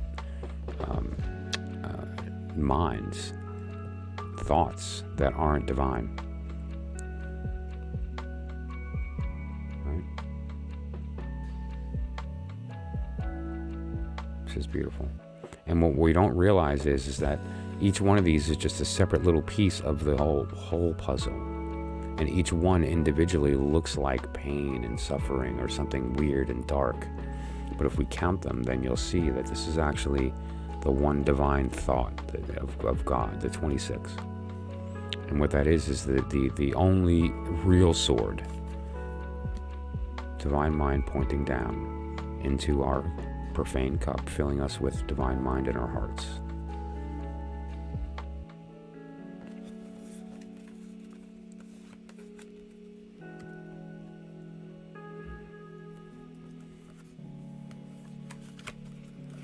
So you get the idea. Love that card. Love it.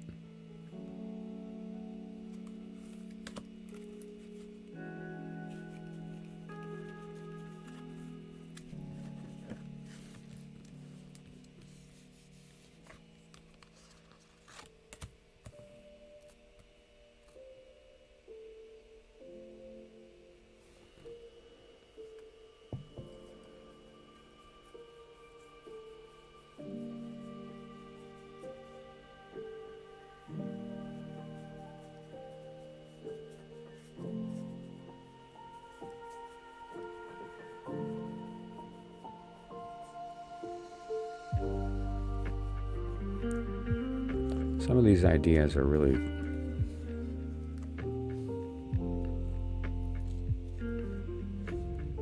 I don't know, they ring true. They just ring true, that's all.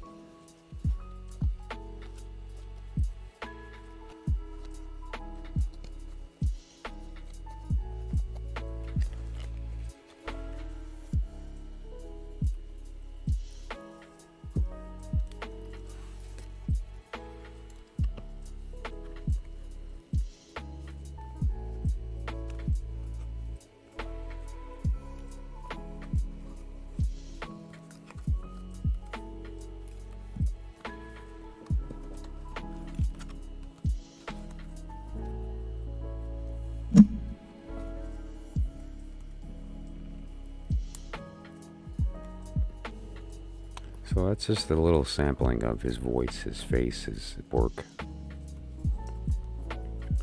And the goal of that is to try to plant those seeds.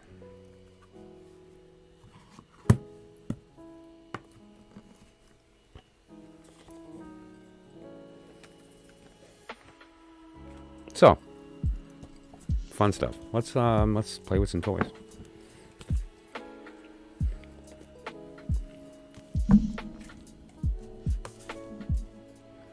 I thought it'd be fun. Let's see. Let's where do we begin? Do you want to look at his chart first, or do we want to look at doing some numerology on his name, or do we want to do numerology on his birthday, or his? Do we want to do some sigils? What do you guys think? Where do you want to start?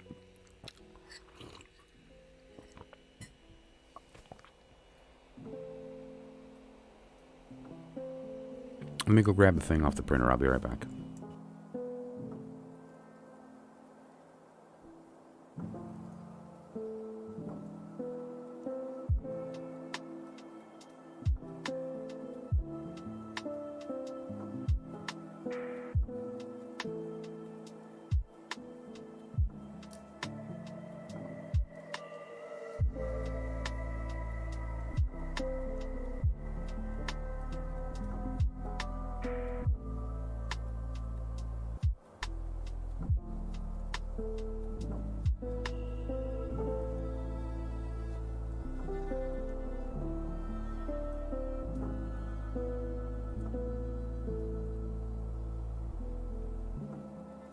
Okay. Sorry about that.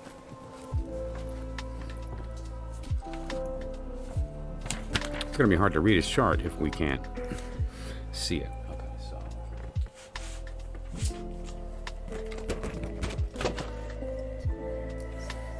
Let's get this going here.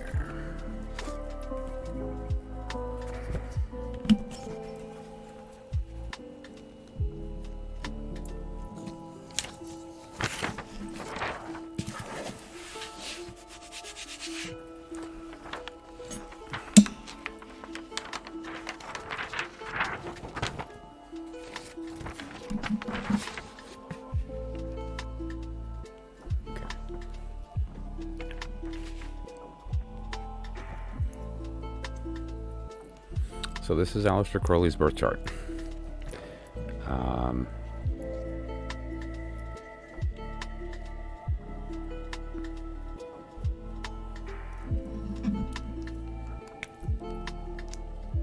The name? Okay, definitely. Let's just circle some things here really quickly. I'm blind.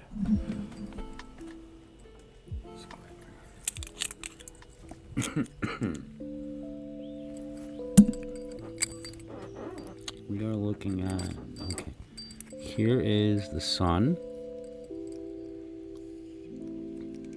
Venus, Jupiter, and Mercury.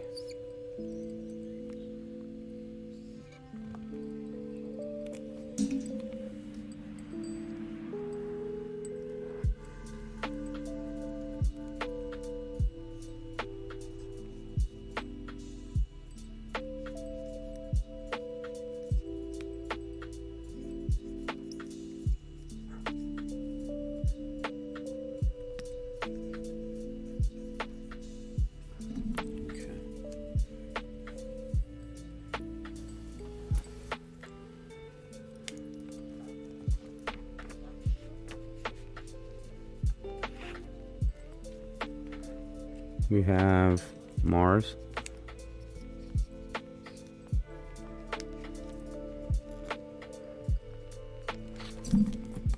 Saturn,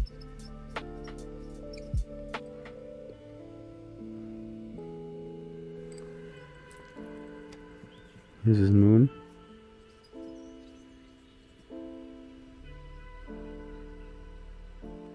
Neptune,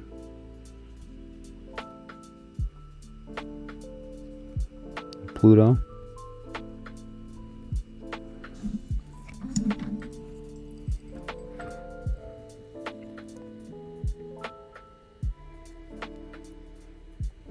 let's actually dot these. There's the moon.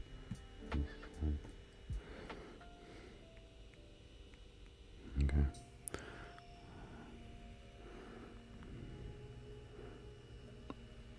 His rising is pretty, it's like right on.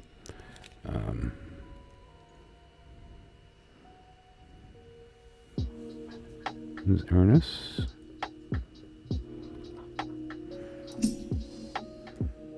Okay.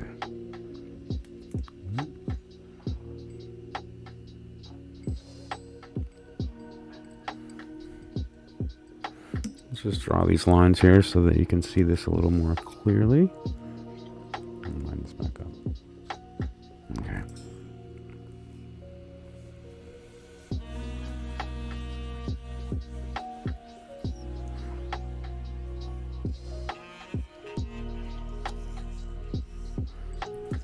These are the houses.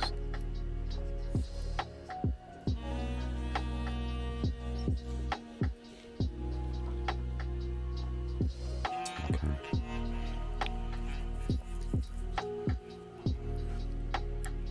So that's going to be interesting to take a look at, right?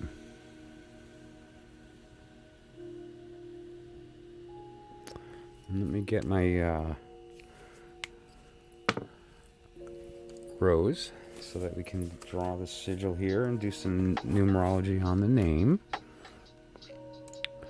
Okay, so we, because right now we have some basic stuff going on, right? But what we're going to do here is we're going to, actually run his full name that he was given, which was Alexander. What is his first name? Alexander Edward.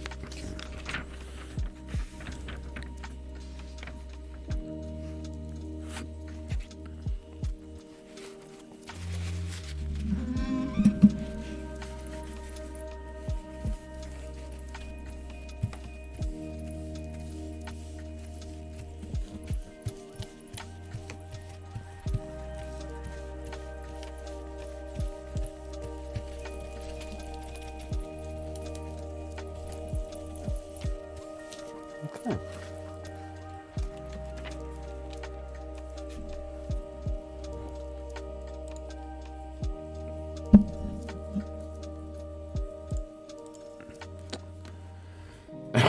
So the first thing that we want to do here is we want to make some decisions on what words we're going to look up here, right? Like his name, like we can do, because his given name, his original given name. Let me get the text up.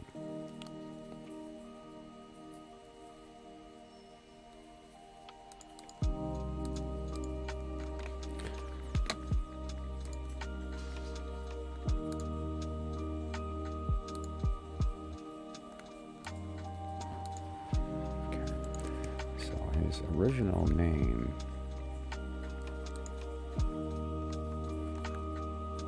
was Alexander.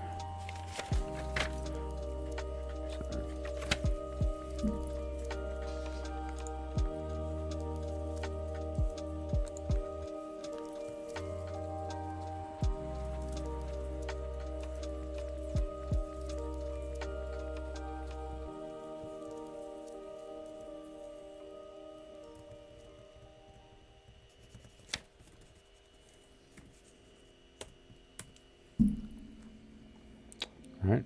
Okay. And so there's a couple ways we can look at that. We can look at, like, do the Notarikon And then, you know, we can also look at...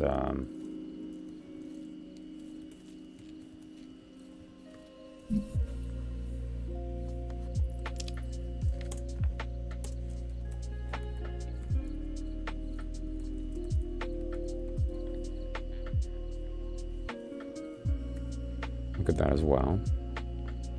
You know, and the difference there. Let me move this text up.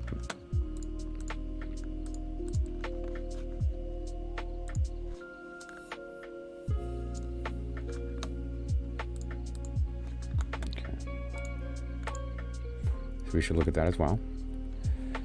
And then we can look at the couple of things that he identified with, right? Like he definitely identified with the beast.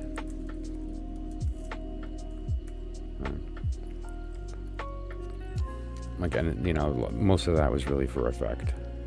And again, he kind of got the nickname from his mother, of all people. It's funny.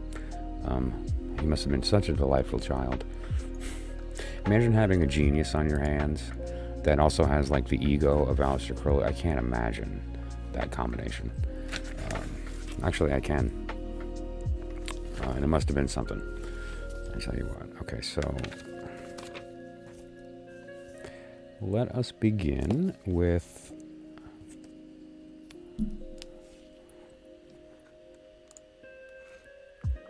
Let me turn off the 9 chambers. And my calculator. There we go. Okay. So first thing we're going to do, let's look at AEC, right? Which is going to be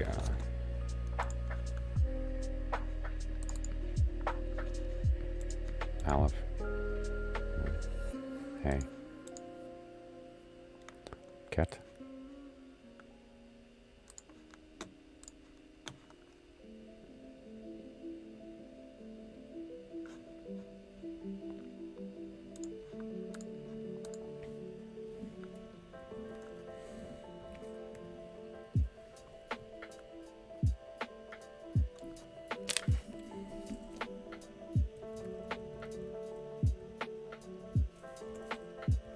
Okay, let's do the Temurah.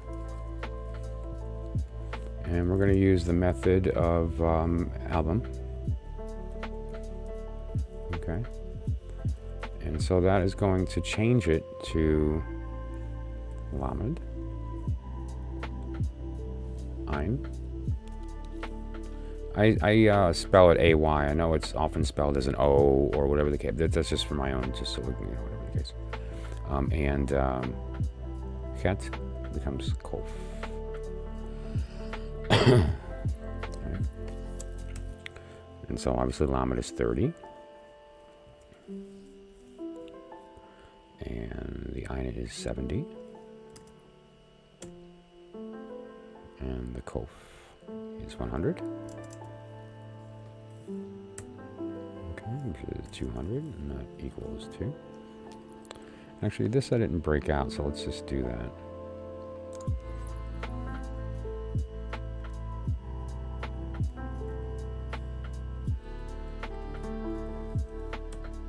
Okay, there you go. Let's try to break that up for the eye a little bit.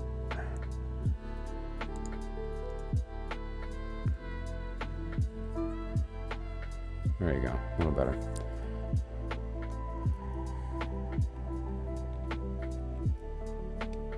So we go from a 14 to a 2, or 200, right? And so let's just take a look at a couple things here first. Let's just take a look at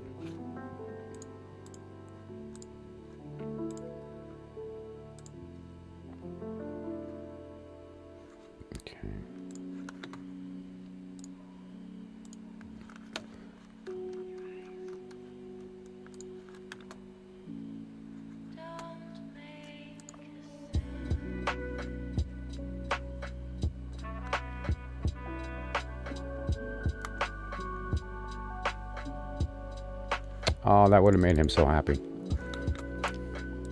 Something tells me that just would have made Crowley happy. That his initials equal to penetrate or to stick in. He would have used that all over the place. He would have been like, hey, listen, so it's my destiny. That's not my, I have no choice but to, what am I going to do? Deny my true self? But all kidding aside, though, that's interesting. Okay, so what else do we have here? To be curved, arched, body ridged, back, a lifting up, pride person. He talked about that often with Nuit.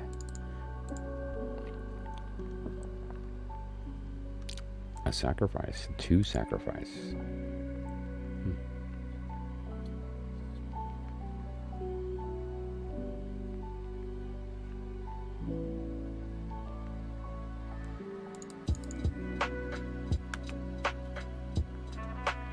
Aha.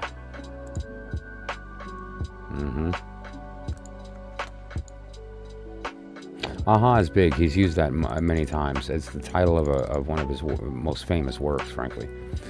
And so just let's take a look, just for the heck of it, just for fun. Let's take a look at the sigil for his initials, right? And so we'll start there. What's a good view for that?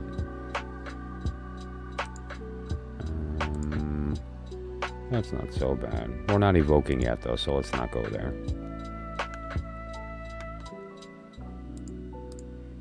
I'll just do it here. And I want to have the...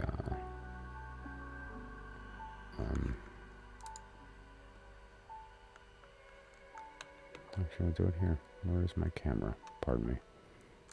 There you go. I'll figure it out in a minute. Okay, so what we're going to be doing here is AEC first. All right, so we're going to start with Aleph. And then we're going to go to Hey. And then we're going to go to Ket. So... I hope I don't wake my dog up. Remember yesterday? Oh, there she goes. I started squeaking with the marker and it set her off. Man, it's 3:15 in the morning where I live. Okay. My poor neighbors. Sorry, magic is happening. Okay. All right. So that is the initials. All right. Okay. All right. We'll keep that one aside. Let's do...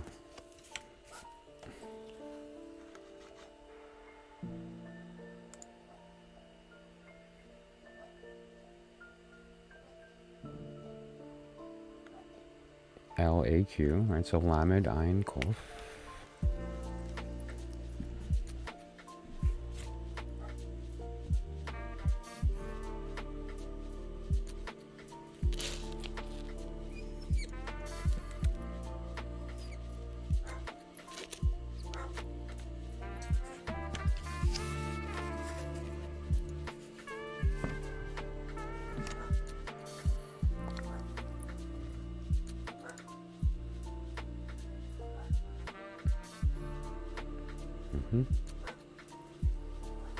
And obviously those two can be combined, right? And so let's just combine them.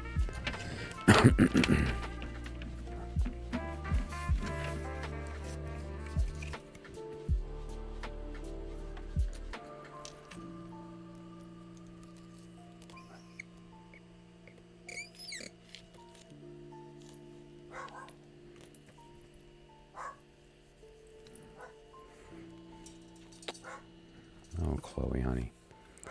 Oh boy, what have I done? It's true. Yep. She's a special dog too. Okay, so the sigil's getting a bit big, so I'm just going to slip this out so we can see it. Okay. And just to be clear, this is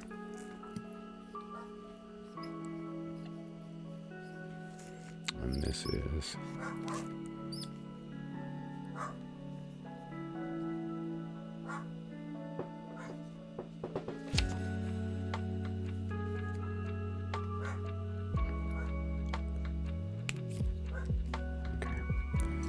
so now we are going to take a look at some of his actual full name here. So let's take a look at the full name. Aleister Crowley.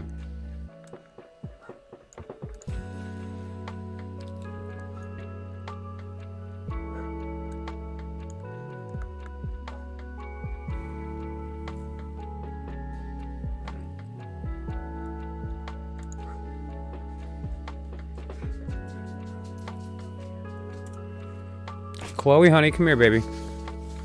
Come here, Chloe. Chloe. Sorry, guys. Come here, honey. Oh my gosh, what have I done? Okay, hang on. Alright, give me just a sec. I'll be right back, guys. I'm sorry. I just need to give her a little bit of love, and I'm going to throw her a treat and see how it does. Let's just calm her down. Her anxiety just jumped. Give me a sec.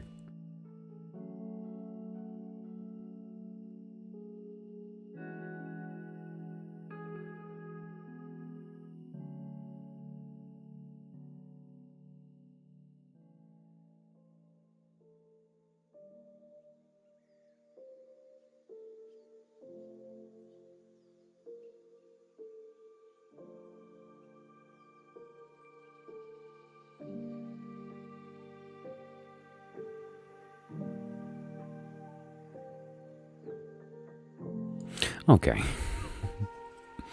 Take 3,000. Okay. Well, I got scammed. She's like, just give me a second piece and then I promise I won't bark. And I said, sure. Psych. Okay. Okay, so these were the sigils for the initials, right? So let's just take a look at a proper name now. Let's do some math on it first. We'll look at the Gematria, we'll look at the Temurah, and then we'll do another sigil based on Crowley's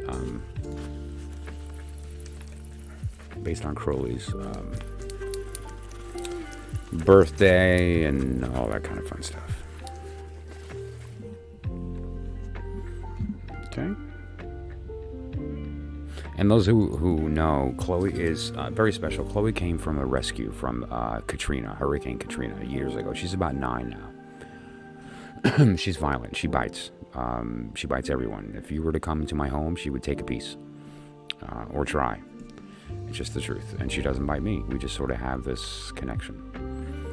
And she's a Japanese Spitz, a smaller version, basically, of like a white Pomeranian, but the hair isn't as puffy in the breed. It's longer. She almost looks like, and it's cool, I'm stretching, but it's just neat. She looks like the little white dog from the Pamela Coleman Smith Tarot. She's like my little fool's white dog. And she actually looks like it, really, with the long tail, the long hair on the tail and everything. Just really, with the exception of the fact that she's a biter.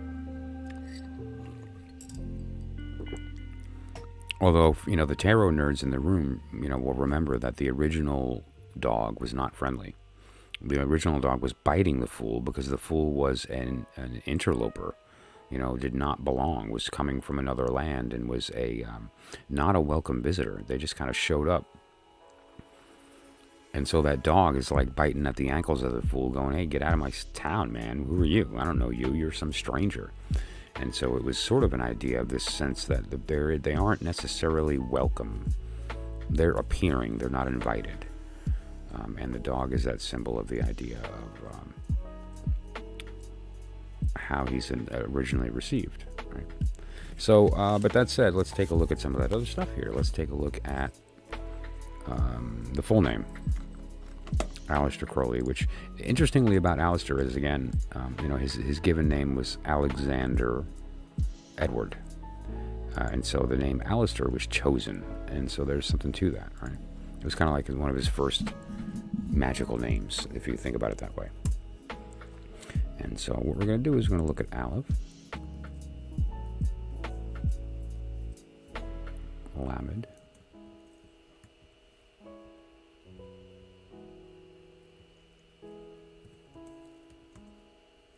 Hey, Yud, Samach, Tau, Hey, Resh,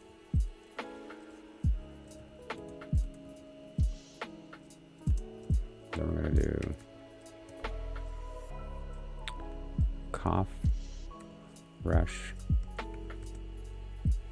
vow.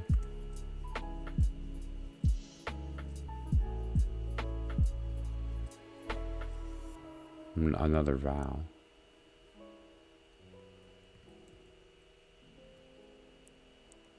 Lamed, A, Yud.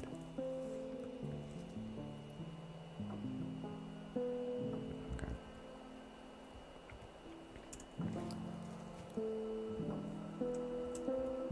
And so that's going to be, Aleister is going to be 1,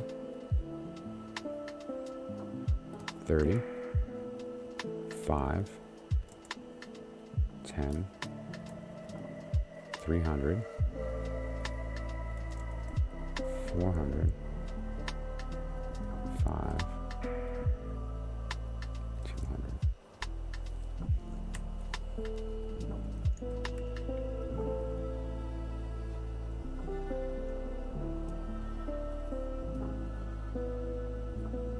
Okay. And so let's just run it through quickly here. For the sake of speed, I'm not going to do the math in my head this time.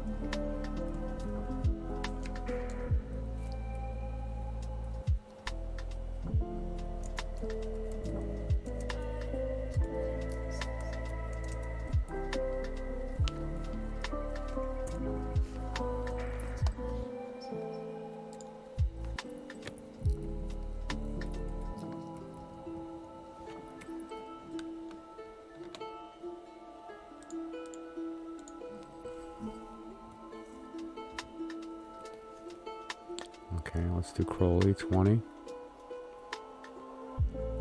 200, vow, Lamed, A, Yud.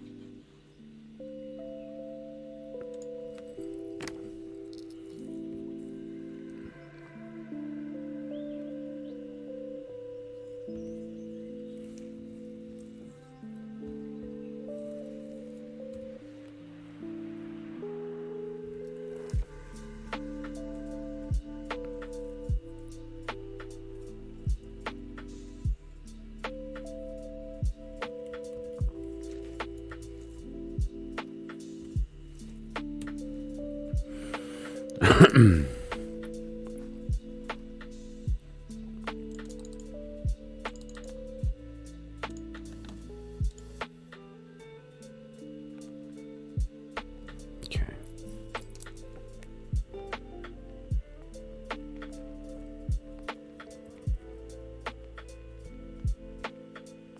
So this is Aleister Crowley is 967, like when you combine them both together, right?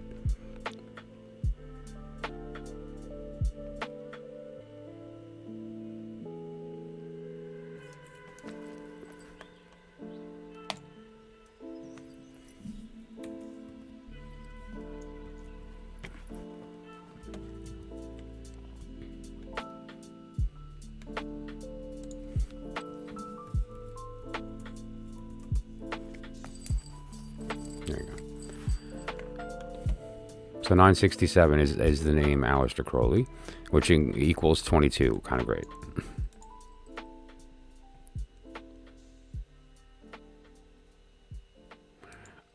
So let's just take a look at that. So first thing we're going to look at is, let's look at the name Aleister, which is equal to 951. Okay, so first we're going to take a look at 951.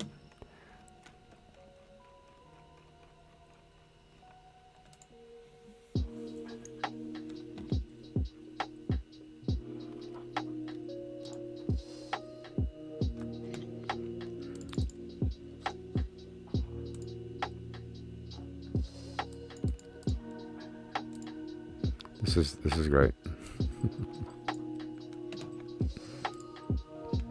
I can't. So yeah, you get the idea.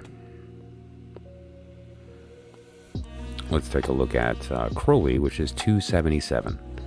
This is Crowley by itself, 277. We haven't done the full name yet, which is the 967. But let's find 277.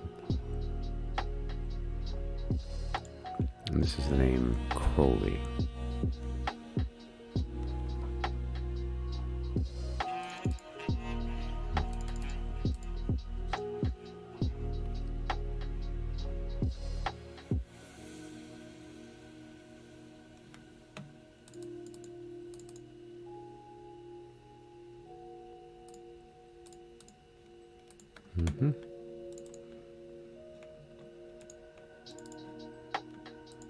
Interesting. Yep, okay. So let's look at the total name now, though. So that's 967. Let's look up 967. This is actually the full name, Aleister Crowley. 967. Let's take a look.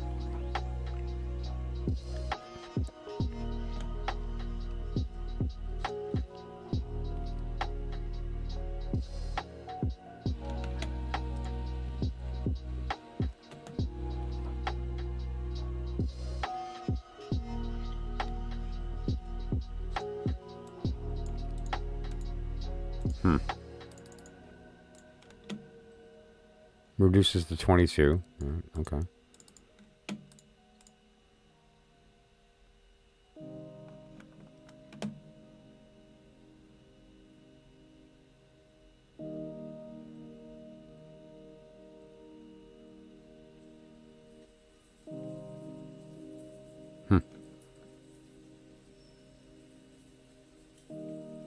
So what we're saying here is, essentially what this is meaning is that the 967 doesn't have a particular word per se that it has been found by this particular individual. However, there is a term that is similar when using the finals. And the finals, if you look here on the graph in the top right, you'll notice that Kof, Mem, Nun, Fe, and Tzadi have final values, meaning that if it's the last letter of the word, it changes the numerical value.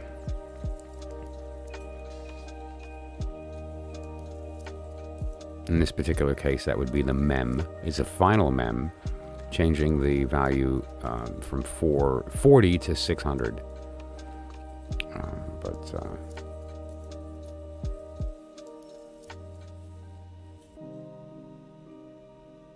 Regardless.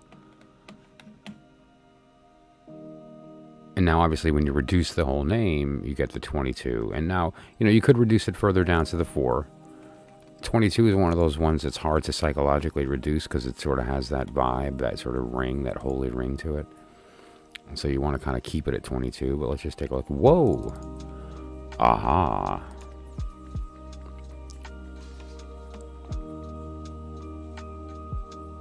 There's that sacrifice again.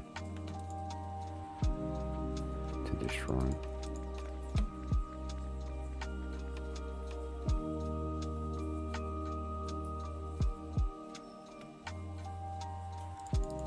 The gathering, right? The letters, the gathering.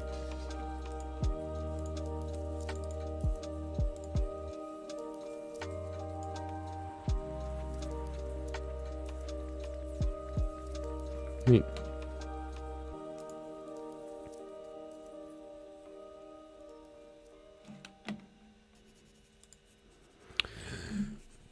So we can take a look now. Let's take a look at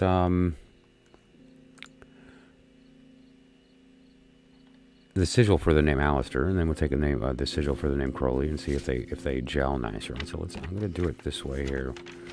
The first one we're going to do on the back this way, and then we'll fold them together. So the first one we're going to do like this,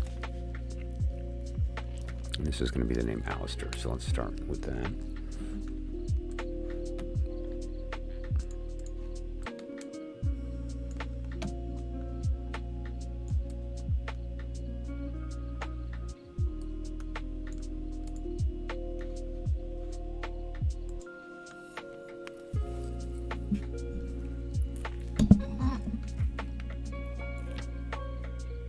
Okay, everyone ready to hear Chloe?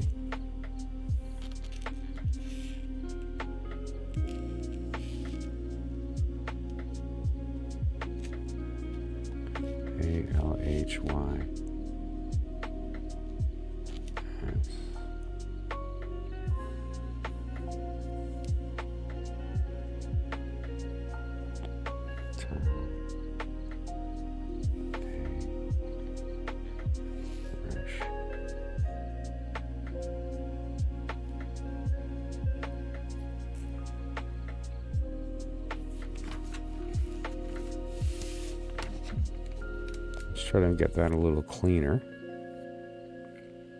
but you get the idea. Let's get that a little cleaner.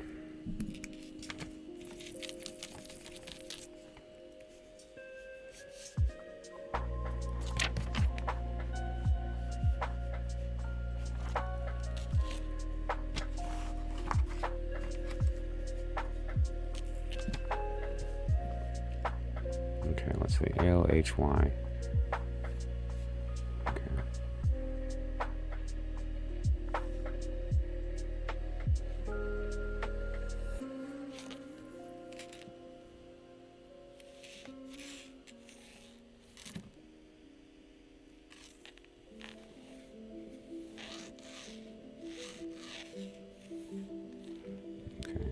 ALHY.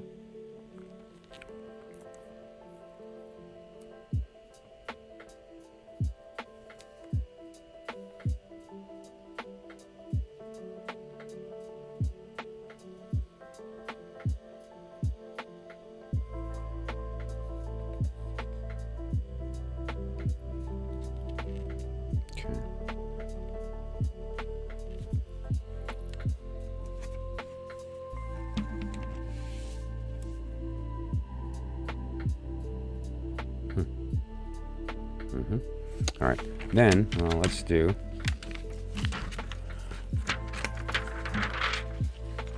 Crowley, and then we'll combine them, see what it looks like. Cough or cough.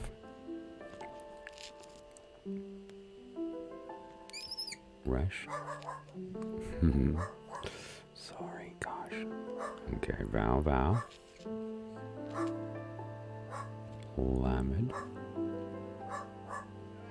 Let me change the angle here. Hang on, let me change the angle here. Hang on, sorry. Okay. What am I doing here? Okay, cough. Resh. Cough. Alright, Chloe. Come here, baby. Vow. I know, honey. Alright. Lamed. Hey. Yud. Okay.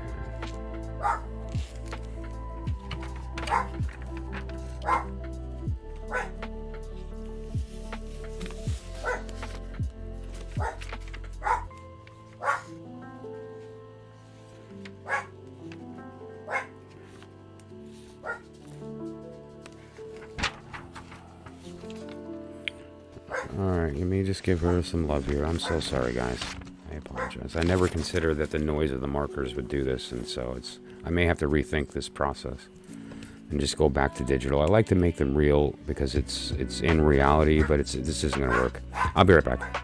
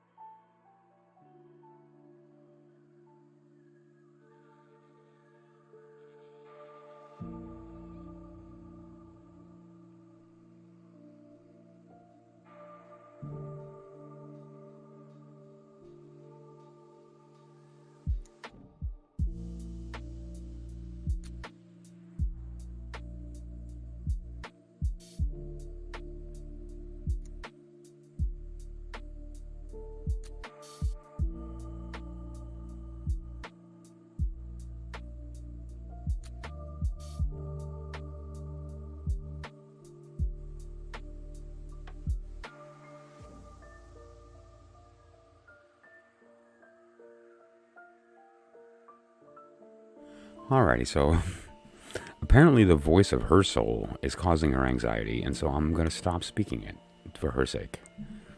And so we're going to do this a different time, and we're going to take this as a signal to change the subject.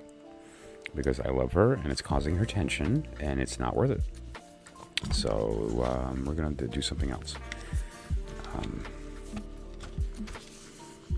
And let her kind of calm down. It takes her a minute to snap out of it. She, we aren't 100% sure of the full trauma.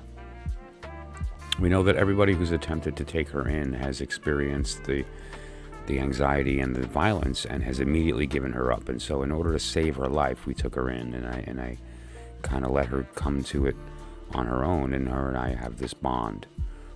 I have no fear of her. I have no need to be afraid of her. But I have a deep respect for what she has gone through that I don't know. It's a 9-year-old dog, and that we know of, right? In our experience with her, and our time with her. So who knows how long she actually has been around and what she's experienced.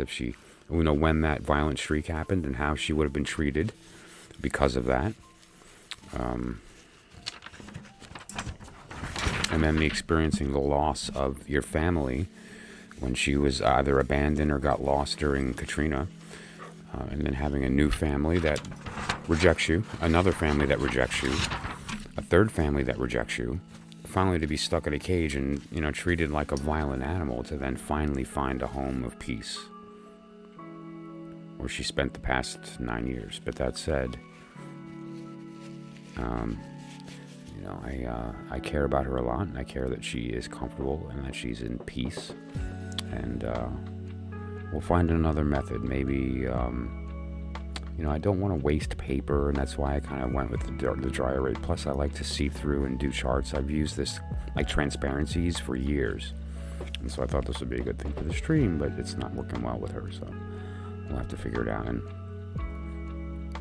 I know that Missy had made a good point of, hey, what about a quieter marker? There may be a different marker that's not as squeaky, or the surface. I might be able to find a different surface that's clear but textured. I don't know. We'll figure it out. The goal here is to show the practicality, to show the usage of this knowledge, not just to teach the stuff, but to use it, to see it used. And so you can have that understanding that you can't really get otherwise, but maybe we'll just have to use paper.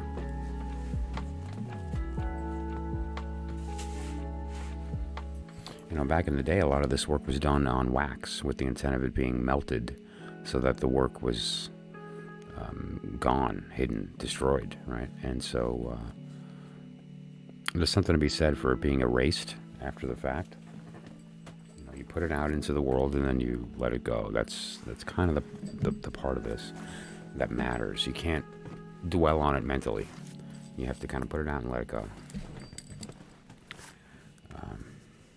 And the erasing kind of helps that, so we'll figure it out.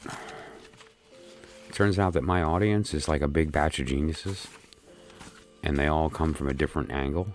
And so, we'll get, by this time tomorrow, I'll have had 5 ideas that are all great, and then we'll work out a way to make this happen the proper way.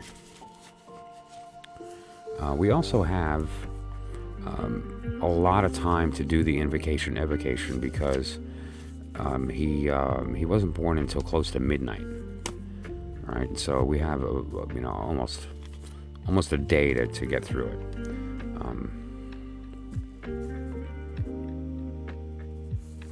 And expectation is the mother of disappointment, and the mother of expectation is personality, identity.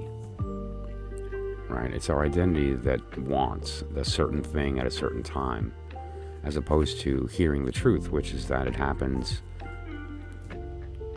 as a conversation, not as a do what I want, and there being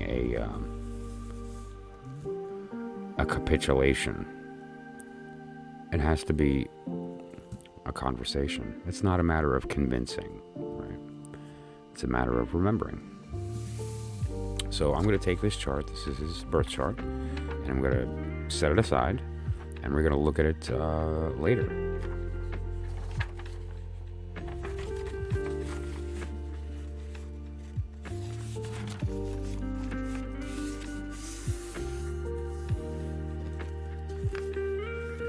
And you know, it comes down to being okay with that. Like,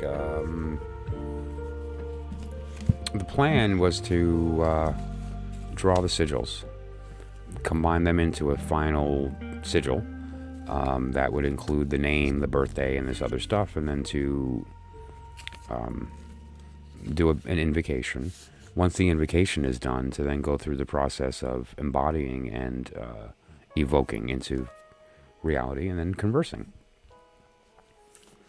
And yet, that all happened, and the voice was the voice of a dog. Canis Major, Sirius. Which, you know, the Sirius, as we know, was Osiris. And so Osiris spoke. You know, the Canis Major, the dog star, is Sirius in the sky. And the symbol of that dog was a relevant message with respect to the messenger, the pet, the monkey of the Fool card, right? That idea is the Jiminy Cricket of the Fool, and that's my Chloe. And that idea is a powerful one, and it's one that we kind of can't ignore, right? That the voice of this dog, which is really the voice of Osiris, spoke to us while we were attempting to invoke Crowley. There she is. And to invoke Crowley. And so I'm going to take that as a successful working, and that we're going to continue this and move into the evocation process at another stream. Okay? Thank you, Chloe. I love her. I have to see if I can find a picture of her, because sometimes she jumps on here and she's... So if you get a little lag, it's because I'm floating through images. But she needs to be experienced by everybody here. And she doesn't always want to come up on my lap. Melanie has come up many times, as people know. She's the little baby dachshund.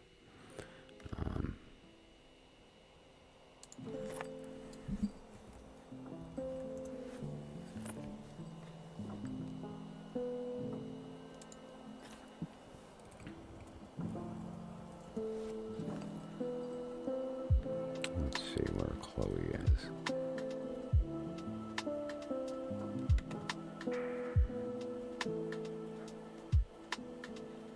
That's not a bad picture.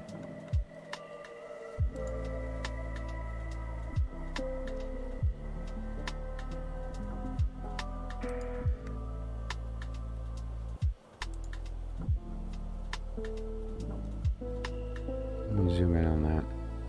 Okay, perfect. Let me just share this screen really quickly. And we'll...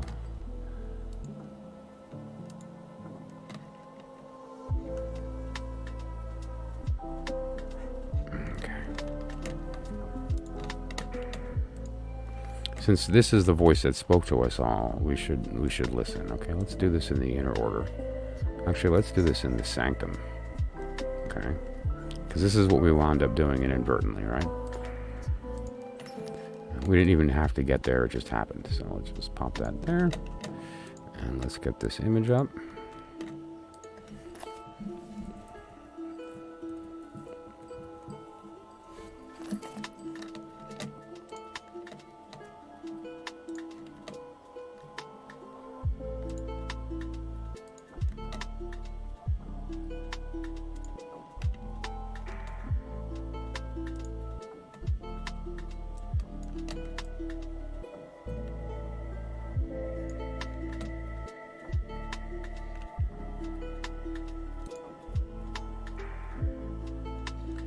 How beautiful is that? Is that something? That's her.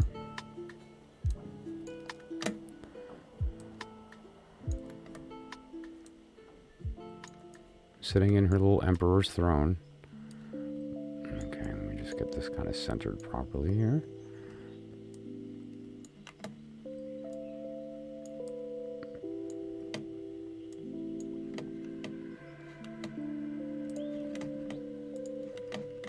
Okay.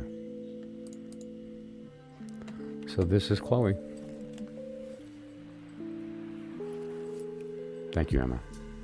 And thank you for joining.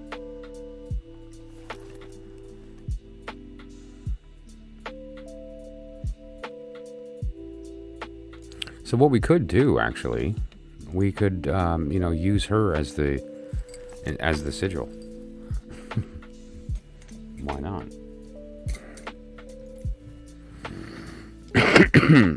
Sorry. The headache is starting to come on. Let's put her up here.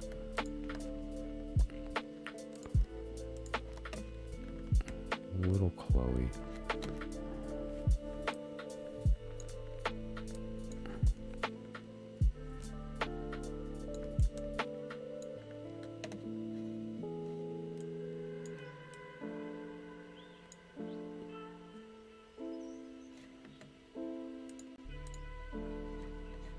She's so special.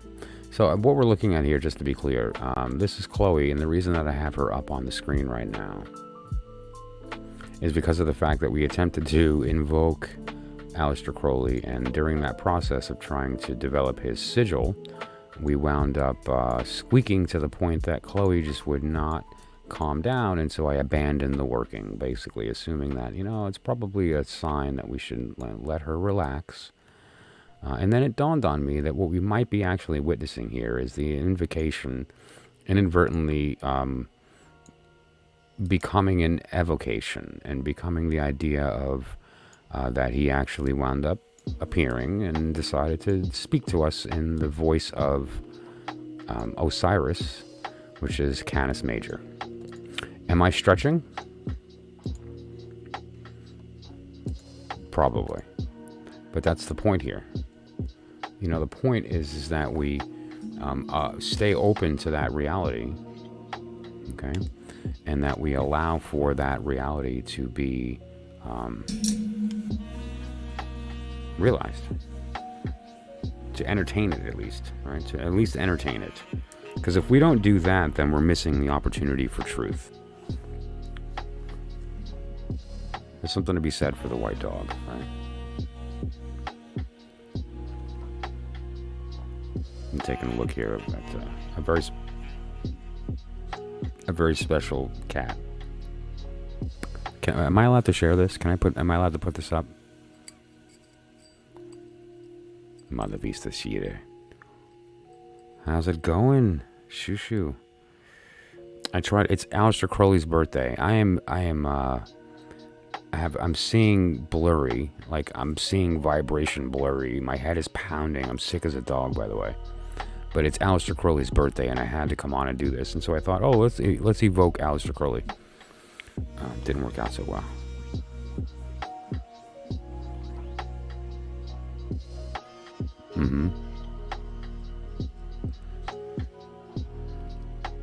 I'm sorry, I have to show this picture. I just have to do it. It's the cup being filled.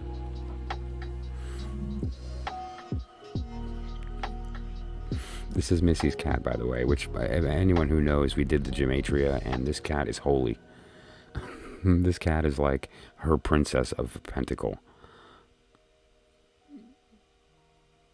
She's just ready to receive. She's in a state of reception. Sorry. Thank you for that, Missy. All kidding aside, though, there she is. There she is. There, that's Chloe, who spoke the the voice of the beast tonight, right? On his birthday, she spoke the voice of the beast. We had the expectation, and then we got the reality, right? And I'll take reality over expectation any day of the week. So, that said, then I'm going to review my notes a little bit here, because it's getting to be sort of that time. And there's a few things that I wanted to just touch on.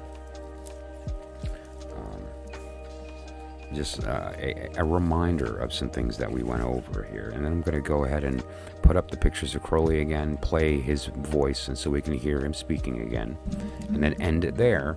And then we'll continue tomorrow, much earlier, to do the actual evocation and see if we can do it. If not, then, and if Chloe gets in the way again, then we'll know that we're not supposed to, and that we've already heard the message and that we need to interpret it. So, a few things I just wanted to remind everybody of. Let's do this in the sanctum.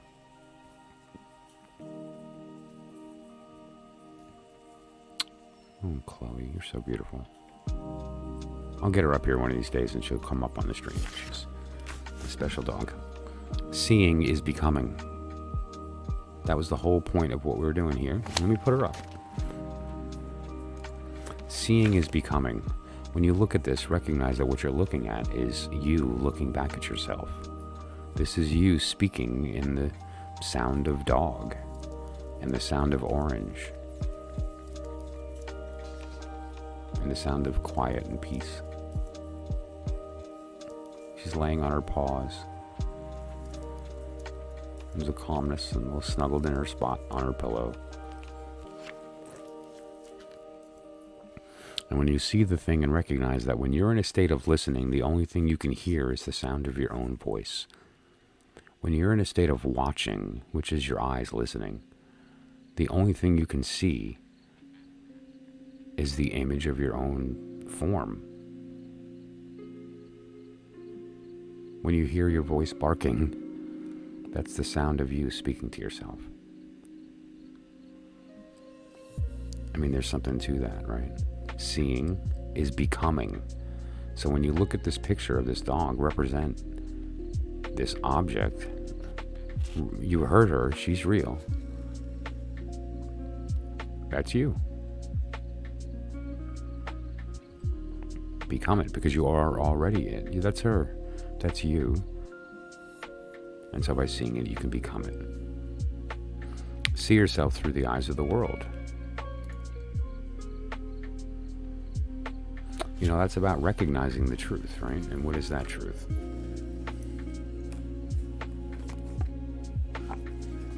That everything that we look at is actually us.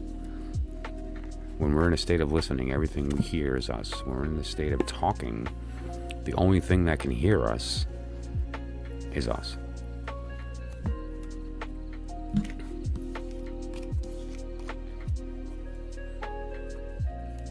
And there's this power in that knowledge. Because that allows us to direct our attention, and when we do that, we get to embody the thing that we put our attention toward. So when we put our attention toward an entity that's in a piece of intelligence of our soul, or if we put our attention toward a piece of art or an object or an idea, we bring it into reality. It's born into true form. And so it's this idea of the give and the take of the conversation. Listen. See yourself. Where is your attention? What is it you're hearing at that moment? Because what you're hearing is your voice. And where you put your attention matters. And now speak.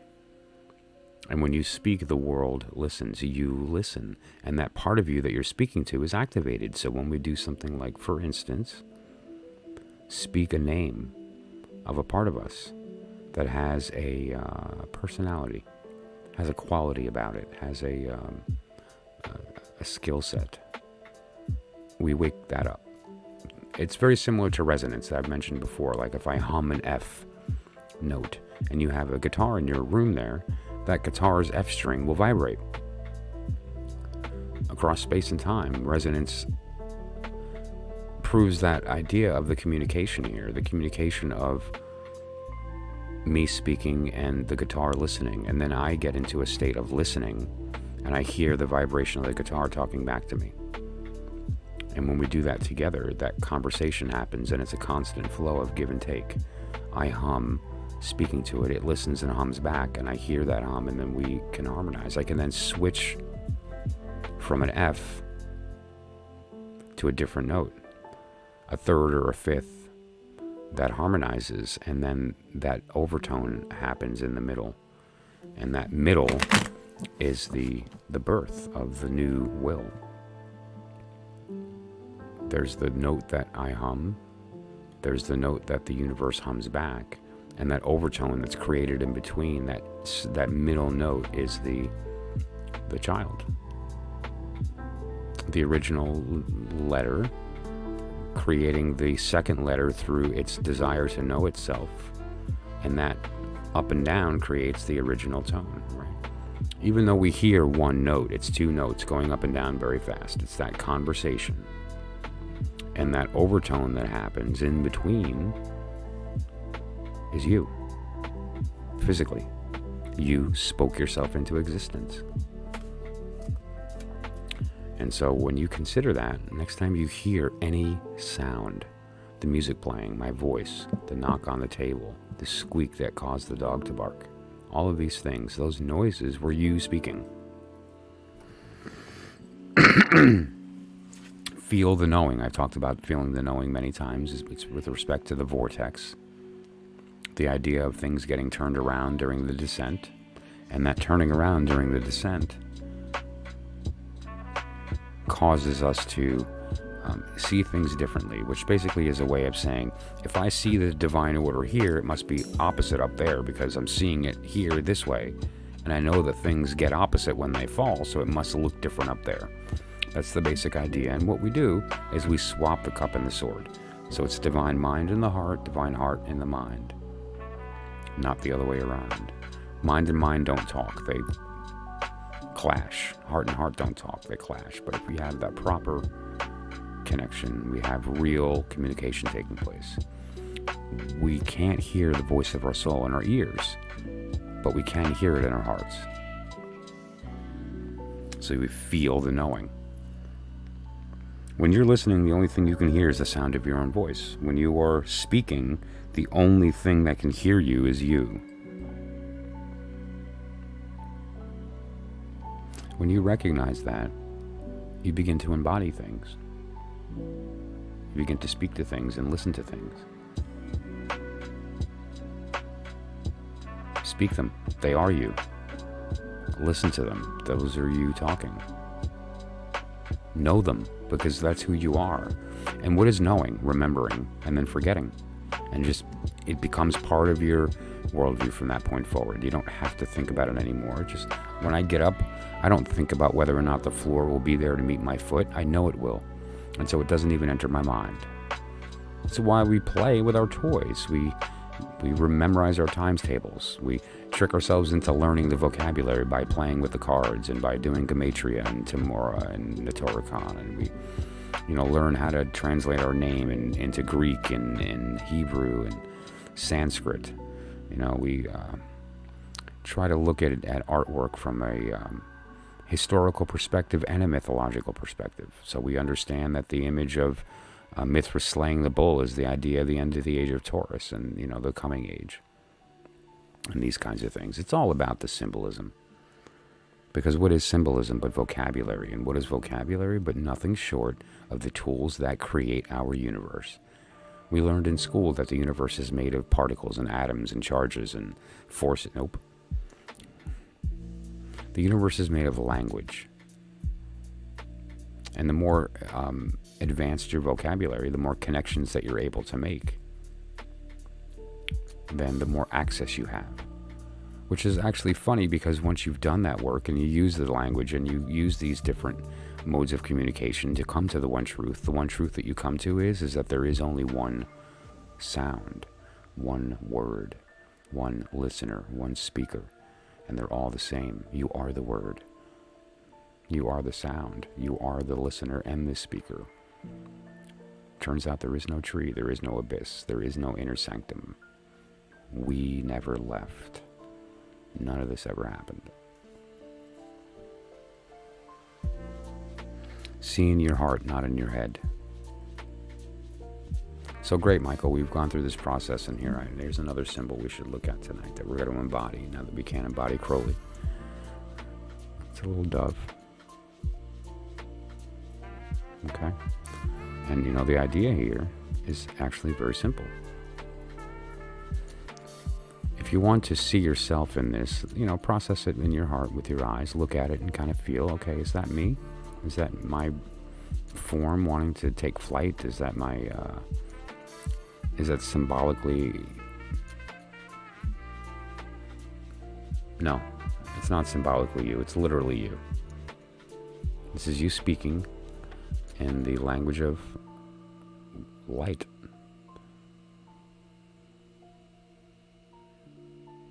And when you recognize that that's you talking, and you put your attention on the bird, you see the wings, you see the arch of the back showing that it's actually in flight, like it's not just sitting.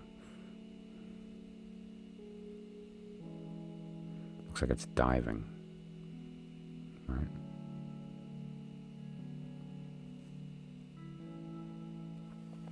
This one in particular has a handmade quality, and you'll see the paint is starting to chip off because it's very old. It's been through some stuff. We can all appreciate that.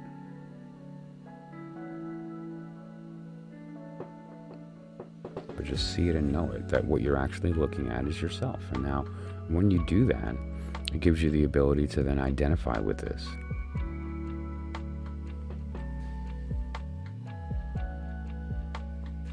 And now it's speaking to you. Now, you can't use your head for that. If you use your head for that, you're going to see the lie that's perpetuated by your ego, which is that it's just a bird, and it's just a form, and it's just a... And, some of that's true, but that's only half the story. The reality is that what this is you speaking. And for some reason, you conspired to make this happen at this point in your life. You chose this moment at the beginning of time. That you should embody this bird.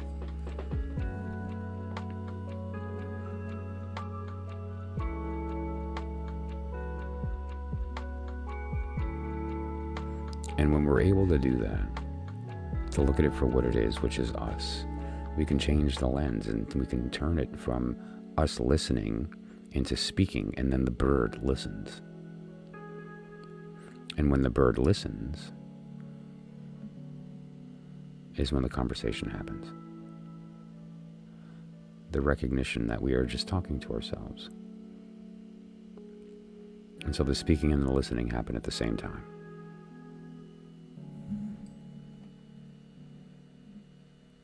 You're pretty. You look like you're smiling. And it's making me want to smile. There's sort of a gentleness to the eyes. You see that?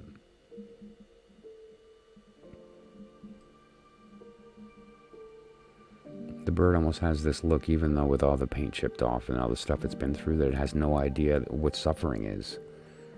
It just did what it needed to do and experienced what it experienced, and it went through it all, and it saw, and it felt, it tasted, it touched, it thought, it loved, and it was joyful through the whole experience. None of it was painful, none of it was suffering. It just was. And it was here now to remind us of that fact.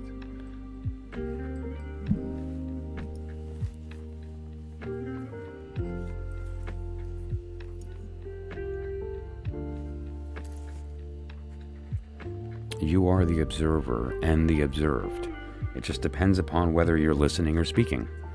Which one you are is determined by which state you're in.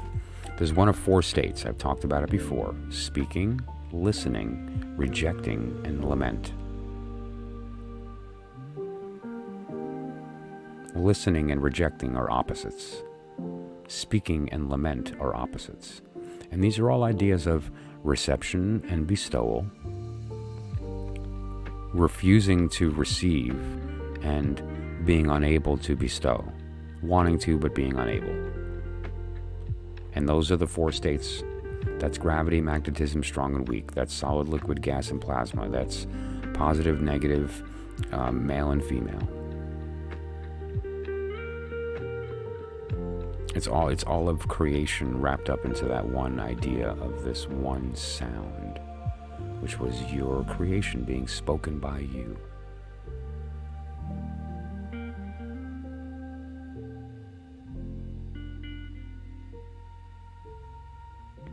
There's a beauty in the original sounds that we speak as children. If you just simply vocalize, meaning that you vibrate your throat with air, with your mouth closed, you'll be speaking M. That's all you do. Just vocalize with your mouth closed.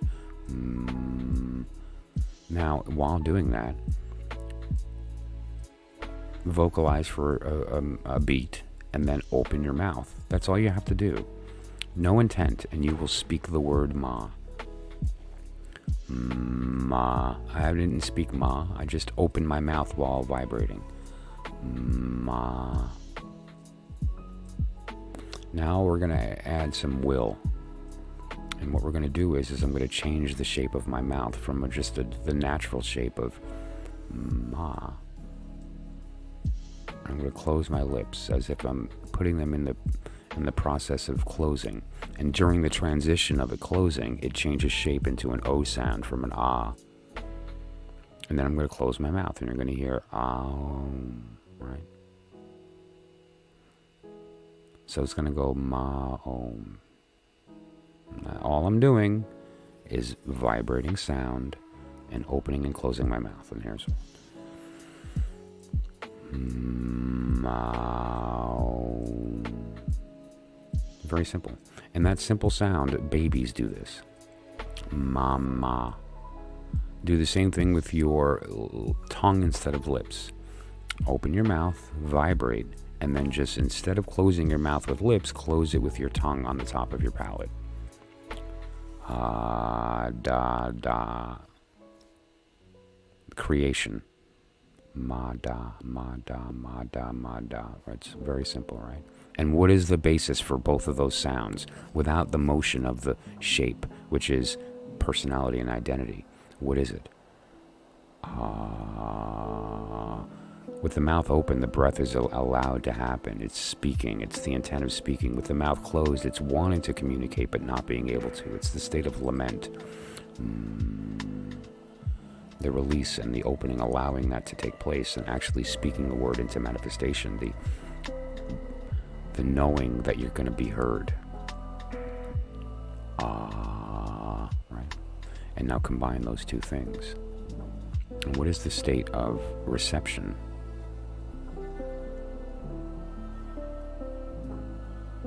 They're opposites. So while you're hearing the ah, you're saying that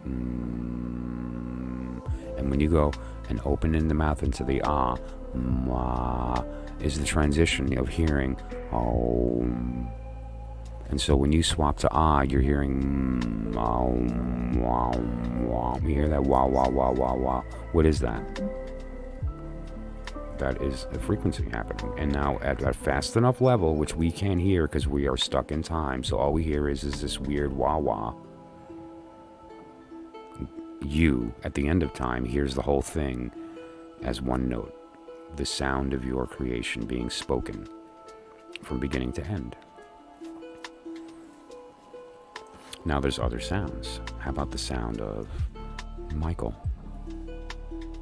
The sound of Shushu. Maravista Shire. Purdy.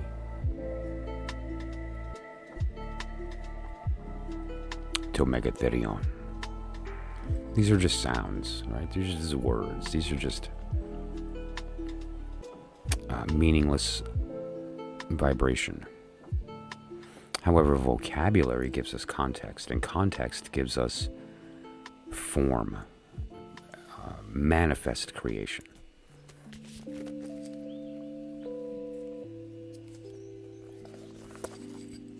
Required reading.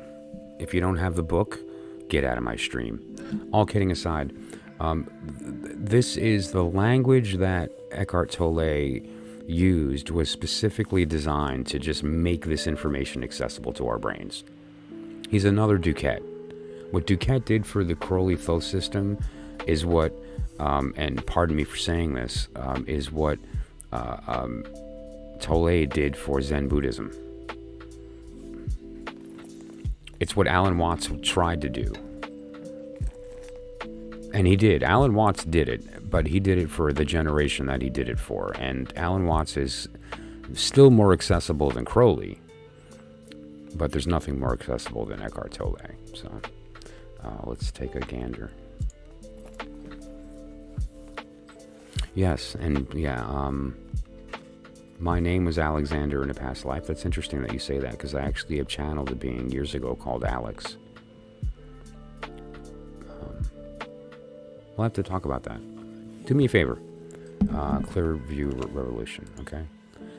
Take down something here. Text me. WhatsApp, email. Just get a hold of me, because we need to chat after the stream, okay? I mean that. So please reach out. The ball's in your court.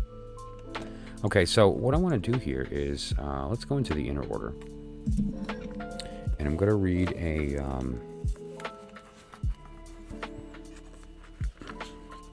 couple of little things here.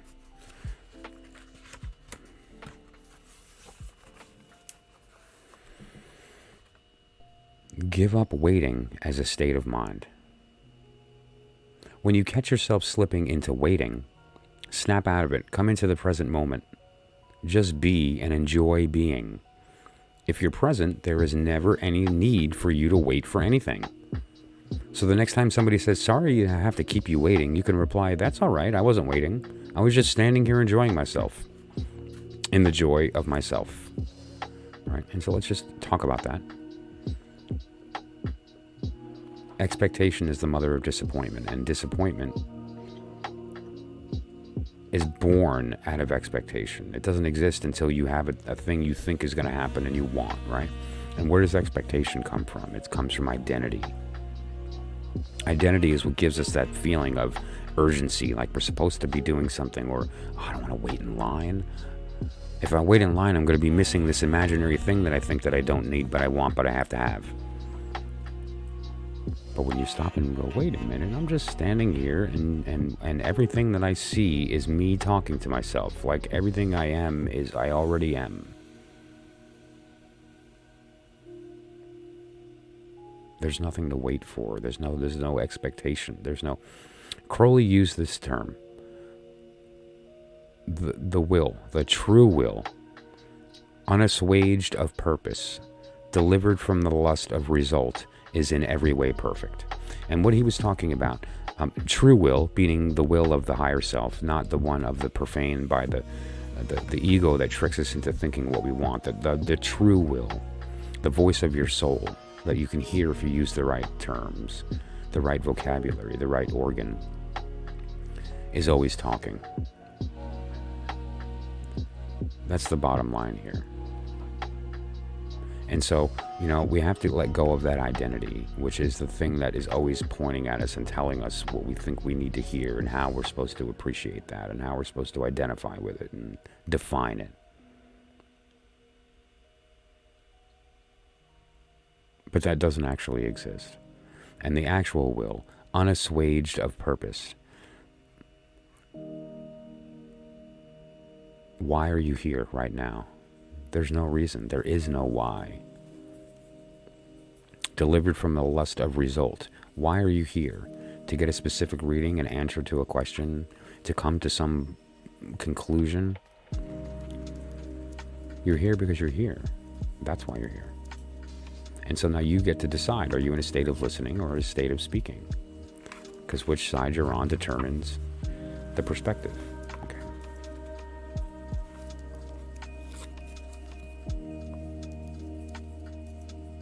Sustained conscious attention severs the link between the pain body and your thought process and brings about the process of transmutation. It is as if the pain becomes fuel for the flame of your consciousness, which then burns more brightly as a result. This is the esoteric meaning of the ancient art of alchemy, the transmutation of a base metal into gold, of suffering into consciousness. The split within is healed and you become whole again. Your responsibility is then to not create further pain. Focus attention on the feeling inside you. Know that that's the pain body and accept that. It's there. Don't think about it. Don't let the feeling turn into thinking. Don't judge or analyze. Do not make an identity for yourself out of it. Stay present and continue to be the observer of what's happening inside you. Become aware not only of the emotional pain, but also the one who observes, the silent watcher. This is the power of now, the power of your own conscious presence. Then see what happens. What we're talking about here is the idea of observing. And now, why I have this particular one marked, because I've mentioned this before, is like the headache. I used yesterday the example of the headache. When you have a headache, you're suffering. Oh, the pain. Oh, it's horrible. Oh, my neck, my eyes, right here, right now. I'm actually suffering pretty bad from a headache right now. But when I recognize that that's not true, everything changes. What Eckhart Tolle is talking about when he talks about going into the pain body is actually recognizing that you're the observer. And now look at the pain, right? So I'm going to actually turn my attention to the sensation in the back of my eyes. And that kind of feeling in my ears and down my neck, right? And I'm going to feel it. I'm going to pay attention to it right now. And when you do that, you kind of become aware of the separateness. There's the body. And the sensation, the throbbing, the beat of the throbbing. Is it a sharp or a dull? It's kind of sharp. And you can be aware of that. And now then it dawns on you, wait a minute, okay, I'm the one watching that. I'm not the body, I'm the one watching the body. That's half the story. And it does work from a certain degree, but that's half the story. What's the other half? That I'm also the pain. And now here's the point of the technique that I try to teach here on this channel. Once you're in there and you are paying attention to that pain, realize the truth. You're not just the observer of the pain, you are the pain. You are it. That's you speaking the voice of sensation. The definition of suffering is created by the mind. It just is. The fact that it's bad is created by our mind. It isn't bad, it just is. So look at it, recognize it, and now remember that it's you. And that's you speaking in the language of sensation. Now, see yourself through the eyes of the world, meaning change your perspective, flip your lens to now seeing you through the eyes of the pain. Become the pain, embody it. Become the pain. Why? Because when you're the pain, you can't observe the pain. I can't see the back of my head with my eyes because I am the back of my head. I need to take out a mirror and use a different device for that. I can't use, right? So if I'm the pain, I can't observe the pain. I'm observing me. Embody the headache and the pain stops. Because you're now observing it from the perspective of the pain, so you can't see it, you can't feel it, you can't know it. You are it, and you're observing the outside world from its perspective. That's the other half of that story. So I'm going to read it again now that you know that other half. This is the secret to destroying all suffering. Transmuting suffering into consciousness. Sustained conscious attention severs the link between the pain body and your thought process and brings about the process of transmutation. It is as if the pain becomes fuel for the flame of your consciousness, which then burns more brightly as a result. If you're afraid, you're halfway there, baby. Why? Because when you're afraid, as a side effect, as a necessity, your body creates courage. And when that courage is born, there's a space created for it to live inside of. And when the fear disappears, because you've now gone through the process and you're not afraid anymore, the courage disappears, but the space remains and can be filled with something else. It's the process of transformation. It's as if the pain becomes fuel for the flame of your consciousness, which then burns more brightly as a result. This is the esoteric meaning of the ancient art of alchemy, the transmutation of base metal into gold, of suffering into consciousness. The split within is healed and you become whole again. There never was a two. Your responsibility is then to not create further pain, right? To remember, just remember. And when you remember, you become the pain and it disappears. It's no longer suffering. Focus attention on the feeling inside you. Know that it is of the pain body. Accept that it is there. Don't think about it. Don't the feeling turn into thinking, right? Remember, we're supposed to feel the thought, not the other way around. We get love onto our minds from above, not from below. When you start to take your own emotion and move it into the brain, bad things. Don't think about it. Don't let the feeling turn into thinking. Don't judge or analyze. Don't make an identity for it out of it for yourself. Stay present and continue to be the observer of what's happening inside you. Become aware not only of the emotion pain, but also of the one who observes, the silent watcher. See yourself from the perspective of the pain. This is the power of now and the power of your own conscious presence. Then see what happens. Excuse me. So, I'm in a pretty rough state of pain. My head is pounding. I'm kind of confused due to a lack of sleep. But I'm not suffering at all. Pain is real. Suffering is a lie. Suffering is an adjective.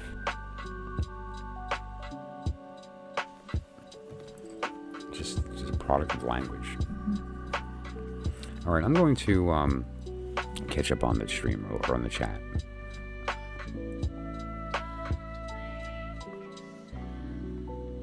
I figured out your past life identity. I'll text you who it is, okay? But please don't think... Okay, I appreciate that. How do you know that? Paranormal investigator and psychic. Okay, interesting. I keep being shown your twin flame soulmate. It's Sassy Scorpion Tarot on YouTube. Sassy Scorpion. Okay. I have to pass on the message for the information to stop repeating through. That's sure. Okay, that's interesting. Sassy Scorpion Tarot. Okay. Interesting. Twin flame soulmate. I've kind of gone through that process, but recently I've continued to, or I've kind of paused on that, of looking for that type of thing. But I'm interested in kind of, seeing what your perspective is there. And I'm going to have a conversation with a couple people, including you, if you're open to it. We can chat on the phone or something. And see where that goes. I'm definitely open to that information. Okay. And so there may be something there. And there's a lot of Scorpio in my energy of the people that surround me. And so that there might be something to that. We'll see. But that said, though, intriguing, to say the least.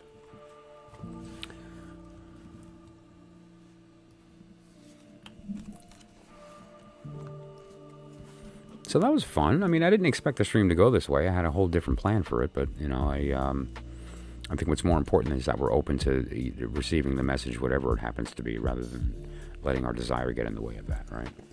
So let's take a look at that. Let's just pop this card out, see what it has to say, and we'll go from there. Oh, that's neat. That's my card. That's my deacon. My deacon is the 10 of Wands. I'm born on December 16th, right? And so you'll see that I have the chart up here. 10 of Wands, Saturn in Sagittarius. Interesting, too. This is very coincidental. My daughter, my first daughter, Samantha, was born on December 1st, which is the date of Crowley's death. He was born on the 12th of October, and he died on December 1st. So that's my daughter, Samantha. That's her birthday. But that's just neat. That's cool. But what this refers to is the idea of somebody who's carrying multiple wands, right? It's the idea of competing wills, and the idea that can really hold you back when there's only one will that matters. And what these refer to is essentially the two pillars. Those two pillars lock that in place, and so we are the divine vagina and the divine wand that manifests as a masculine penis down here are locked in. They don't change during the vortex. And also the divine body and our body are unified as well. And it's the stuff in between that we have the ability to change. But that being said,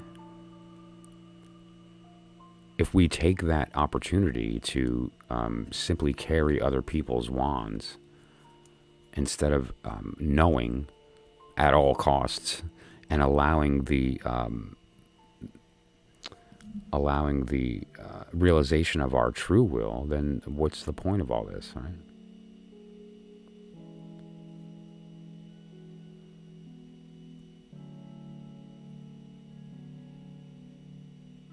Yeah, we'll see. We'll see if that's the case. I'm open to having a conversation. I'm definitely interested in bringing other people into this process as well, as part of like at least a several time a month discussion with more than one face up on the screen and one voice. And that is absolutely going to be important, but I'm going to be super picky about who I allow to speak on this channel with respect to the integrity of the art, the integrity of the goal of the work being the single one truth, and everything else they have to be under the understanding is playing with toys and not taking this too seriously. If we're calling forth demons and we believe that we're bringing into physical manifestation a being that is separate from us, then you don't belong on the channel, right? That you're not getting it. That when we call forth demons, that is a piece of us. That is an intelligence in the world that we are, through the act of resonance, waking up, and that's a little piece of us. So people who are going to talk are those who have entered the inner sanctum and know it, and I'm going to know if they know it. And if that conversation is recognized, then they belong here, and they belong talking, and I want to hear their perspective, and I want to hear them selfishly tell me what I know from a different voice so that I can remember what I forgot that I already knew. So I'm very open to that process. The goal here is to wake up as many people as possible for as long as possible. In every way possible.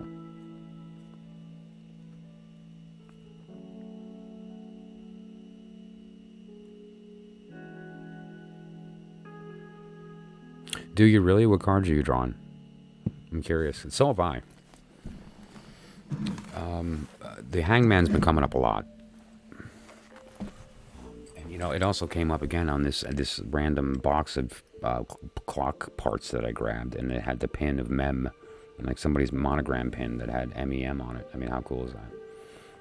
And I've been pulling the Hangman, so that's just as neat. I've been pulling a couple of cards have been coming up very much over the past period of time. Yeah, but that said, though, let's jump. Oh, by the way, this is a cute one for Clearview Revolution for popping in. A lot of people seem to have trouble in attaining knowledge and conversation of their holy guardian angel, and so I thought one of the ways that we can maybe help to wake people up is that they can talk to mine. You can have mine. You can borrow mine. So if you have any questions for my holy guardian angel, he's here tonight. His name is Ardo. A-R-D. Oh, there you hear Chloe barking on the truth. And so if you'd like to speak to him, he's here. Let me see if he wants to talk first. Let's see. Ardo, do you want to talk? Are you interested in speaking? We were going to evoke Crowley tonight, and so you're going to have someone else to talk to. But in the meantime, do you want to speak to Clearview Revolution? Hear me. I am the voice of the holy guardian angel Ardo. This is the voice of your soul. Okay, so yeah, he is interested in speaking. So if you do want to talk to a holy guardian angel, you can borrow mine for the evening. And maybe he can help you to understand that we all have one. And remember the truth, that the voice of Ardo is your voice speaking to you.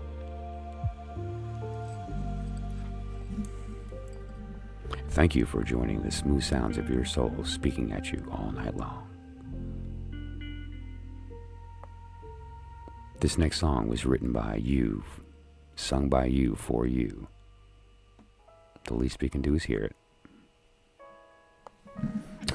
So that said, though, yeah, it's important to be as playful as we can for as long as we can until it's time to do the actual work. And the way that the evening went, why not? I mean, the stream started by it going down and dropping, And then I had to start back over. So there's like a 5 or 10 minute intro that I didn't redo. And so I might, kind of chop these up and put a video together with some of the blips taken out and so forth. And go from there. So let's do this then. Because we pulled the one card, and that was just neat because it's just personal to me.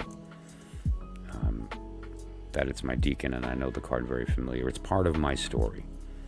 And it's an important part of my... this is my story with respect to the March of the Deacons, or the March of the Courts, as opposed to the Rise of the Proletariat, which is the reascension. This is the descend part, the lower phase of the descend.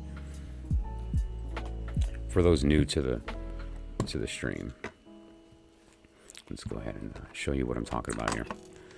And actually, this gives me a chance to put my necklace back. Oh, what is that? Is that that pesky abyss? And there he is again. Whoever that person is in there, he looks familiar, but I can't tell exactly who he is. I don't know. Maybe one day I'm gonna get that guy into a conversation.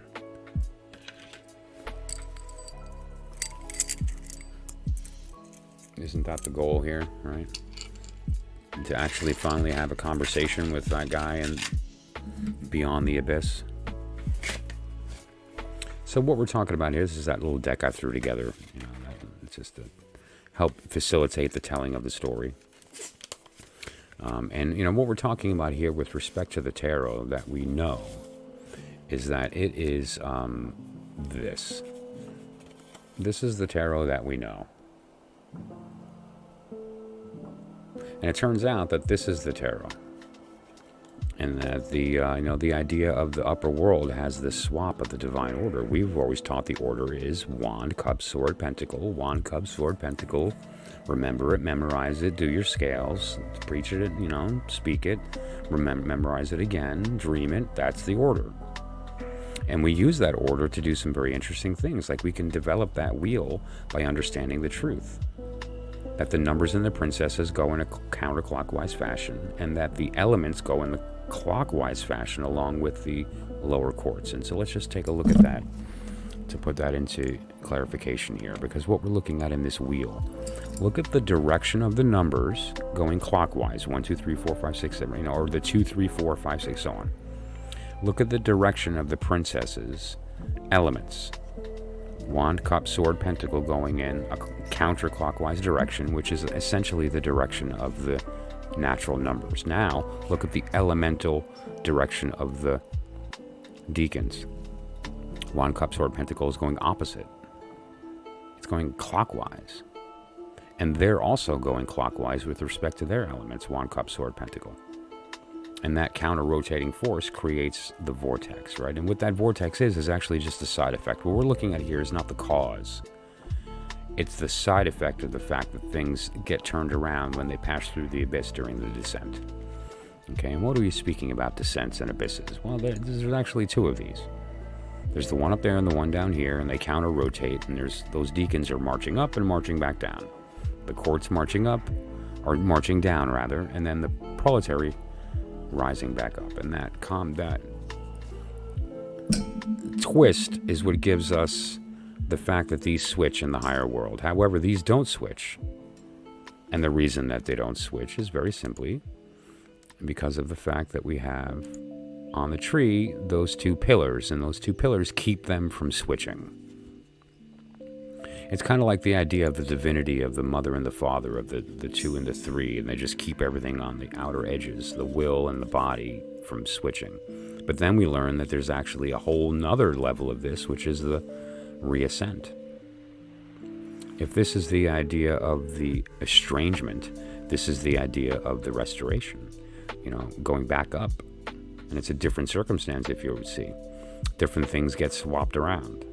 Why? Well, that's one of the things that we talk about on the channel here. And so when we hear these words of feeling the knowing, and this idea of the cup of bestowal washing clean our minds, and these types of things, and the body of God and the will of God. Why I always mention that God is a woman, and all these other things, we talk about that as well. But so that's just a quick diagram to help tell that story of the swap there, and what that means and why we even go there.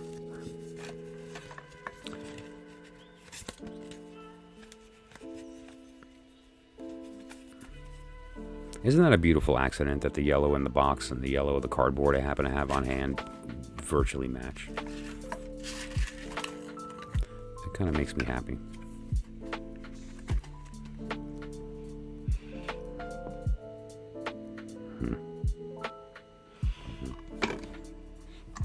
So there's that upside down cup spilling down.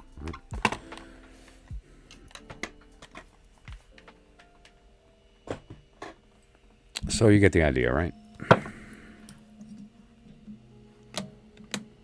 Let's jump here. Okay, right. I love you, Chloe. You beautiful animal. My girl. My friend. My soulmate. She's great.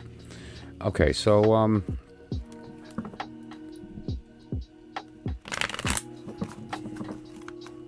just gonna give these a quick shuffle and then put them away.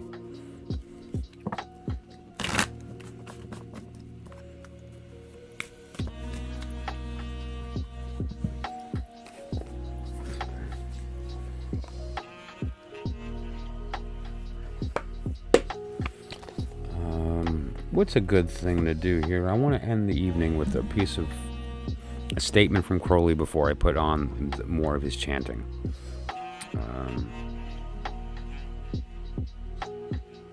Actually, let's pull something out of book 4. Random, Asana. After a little, there will be a cramp and fatigue. The student must now set his teeth and go through it. The minor sensations of itching will be found to pass away, if they are resolutely neglected, but the cramp and fatigue may be expected to increase until the end of the practice. One may begin with half an hour or an hour.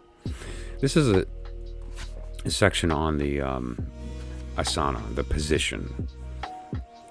Basically the idea of putting yourself into a physically uncomfortable position on purpose that you can essentially willfully create pain, so that the pain becomes an opportunity to transform it. Interestingly, we can take these two things here. Since they are both mages, they are both magus of the same order, the truth. And we take Crowley's statement I just read, which is under asana. Okay, and the idea here is get yourself in a very uncomfortable position to the point that your muscles actually cramp and you itch and you can't stand to not move any longer. Like, imagine standing completely still. You're not allowed to scratch an itch. I have one here, it's already popped up, right? The muscles begin to cramp. The limbs will go numb.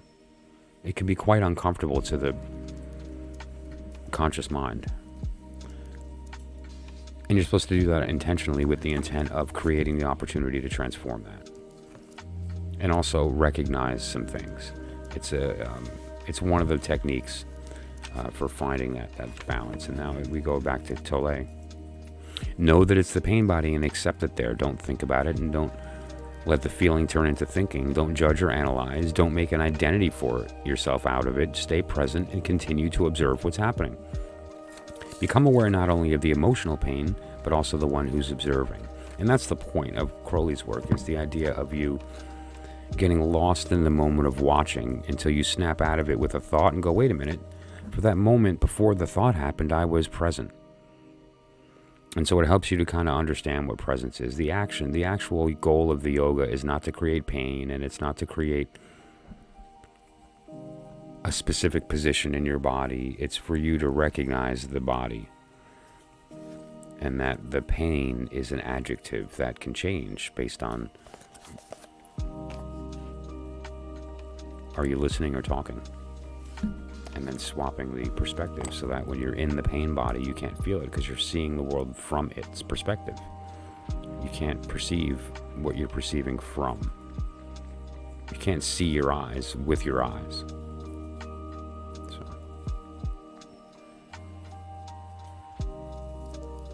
So that said, let's do this. Let's continue the conversation that we had before with respect to Crowley's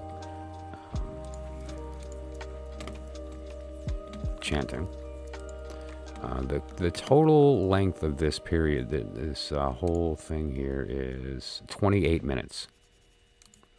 So what I'm going to do is I'm going to flip through the images, and the final image is going to be his signature on a piece of paper. And then I'm going to allow the stream to finish. When the text, or when the audio is done, I'm just going to kill the stream, and we'll come back tomorrow and attempt to evoke again. We'll see how Chloe's feeling. Okay. And so then we're going to go there from there. So let me just get this up on the screen larger. And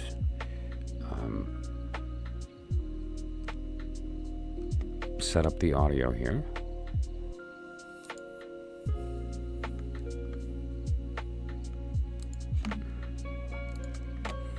Okay, just give me a moment to put this up.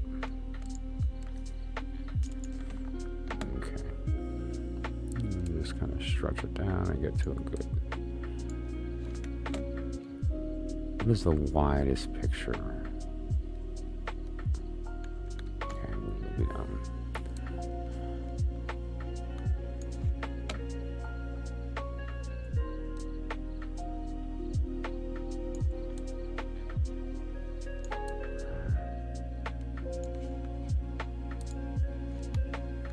Okay, I'm going to cut the mic and the music and then start playing his ethers again. And when it's done, I'm going to cut the stream, so I won't be seeing anybody until tomorrow. So thank you for everyone who joined this evening. Thank you for everybody that was patient through the process of it going down, of the fact that we didn't complete what I attempted to complete, which was to do the evocation tonight, but we did, and we wound up evoking him, and he decided to speak in the voice of Osiris. So that's okay. I'll take it. But that said, thank you, and I'll see everyone tomorrow, okay? In the meantime, I give you Aleister Crowley.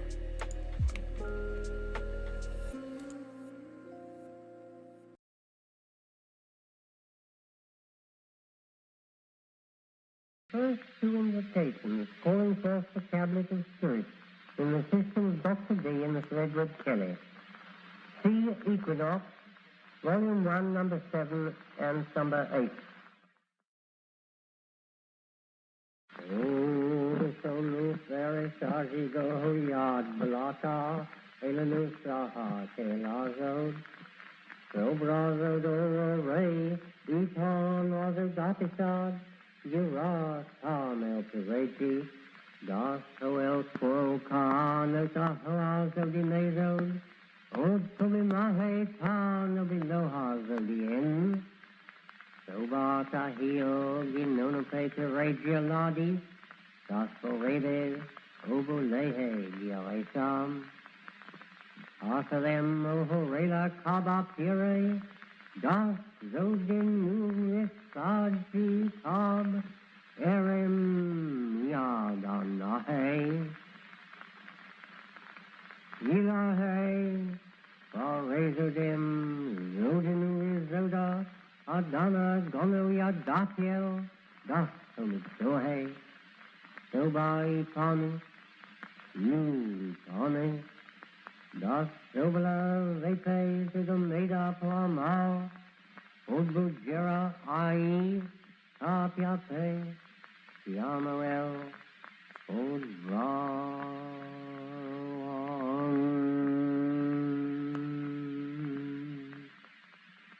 Karieka Odro Dameranu Odo Kikale Ka Yodo Reje Latte Zodia Redo Nako Mada Watahe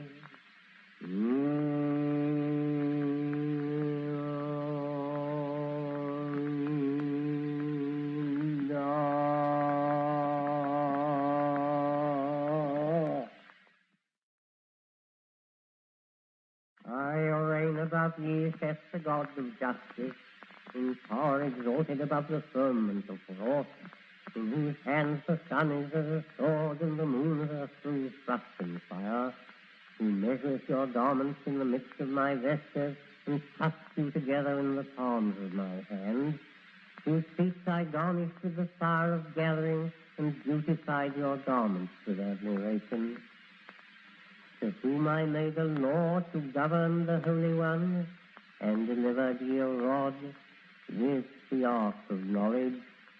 Moreover, you lifted up your voices, and sware obedience and faith to him that liveth and triumpheth, whose beginning is not, nor end cannot be, which shineth as a flame in the midst of your palaces, and reigneth amongst you as the balance of righteousness and truth. Move therefore and show yourselves, open the mysteries of your creation, be friendly unto me, for I am the servant of the same your God, true worshipper of the highest. Adagita vo pa ate, zodo nu fa ite salada, vi ro el. Subame yata regi, zoda zod, adaptehe tasirema abramaji tatalabo, palakalada, Sota loritel ko, taribesa oje balatohe. Isa lusada oreri, od mikala pape kahisa dia, ozo donu gonu, lape nuenu tarofe koreta tajeo pro maninu,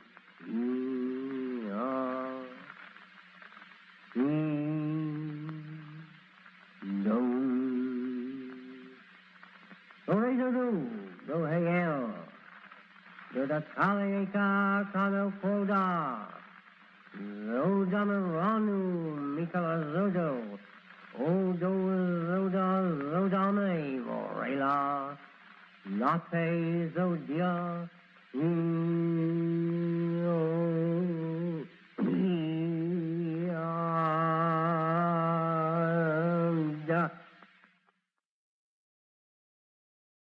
Can the wings of the winds understand your voices of wonder?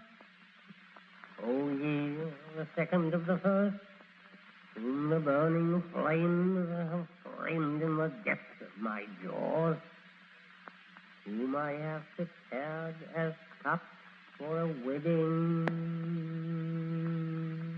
with the flowers in their beauty for the chamber of righteousness. Stronger are your feet as the barren stones, and mightier are your voices than the manifold winds. For you are become a building such as is not, save in the mind of the all-powerful. Your hair was full of roses from the dew-fall as we dog, the sorceress enchanting from the paladin in trance. In the starlight as we wove us in a web of silk and steel, immemorial as the marble in the halls of Boabdil. In the pleasance of the roses, the fountains, and the yews, where the snowy Sierra soothed us with the breezes and the dews. In the starlight as we trembled from a laugh to a caress, and the gods came warm upon us in our pagan allegresse. Was the ballad la bonne or too seductive? Did you feel through the silence and the softness all the tension of the steel? Your hair was full of roses, and my flesh was full of thorns, and the midnight came upon us, worth 1,000,000 crazy mourns. Ah, my gypsy, my gitana, my Celia, where you fade for the dance to turn to earnest. Oh, a sunny land in Spain.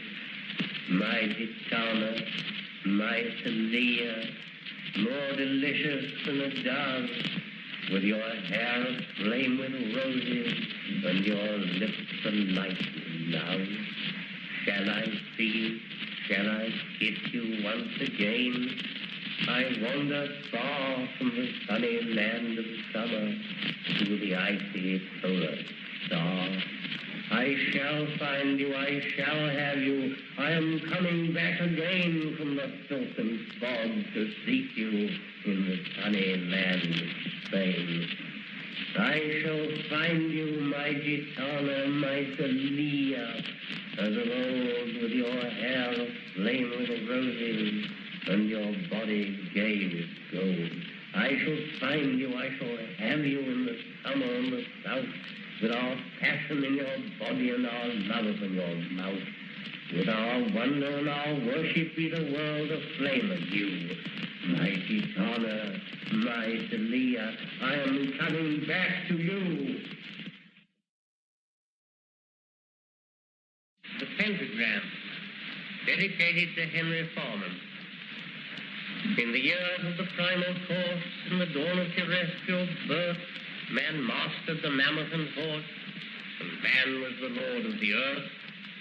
He made him an hollow skin from the heart of an holy tree. He compassed the earth therein, and man was the lord of the sea. He controlled the vigor of steam. He harnessed the lightning for hire. He drove the celestial team, and man was the lord of the fire.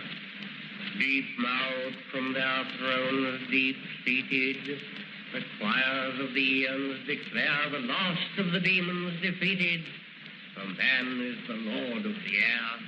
Arise, O man, in thy strength.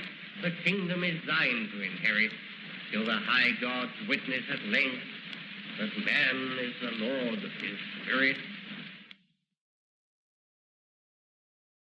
One song for a woman.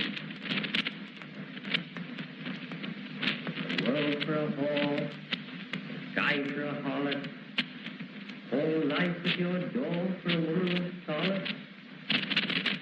A bitter exchange, a bad bargain of strife, it may seem to you strange. The fact is, I like it. Often it goes, place power and stagger to having to hold inexhaustible pressure. I'd give it and more in this planet of sport for a girl with a whore is proud of her whoredom. Dedicated, Lady Kenneth, and Synopton Hilbert. The poet. Bury me in a nameless grave. I came from God, the world to save. I brought them wisdom from above, worship and liberty and love. They slew me, for I did disparage, therefore, religion, law, and marriage. So be my grave without a name, that earth may swallow up my shame.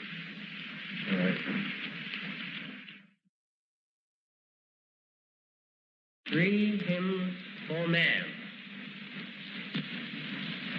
At sea. As night hath stars, more rare than ships in ocean, faint from pole to pole, so all the wonder of her lips hints her innavigable soul. Such light she gives as guide my bark, but I am swallowed in the swell of her heart's ocean, sagely dark, that holds my heaven and holds my hell. In her I live, a mote minute dancing moment in the sun.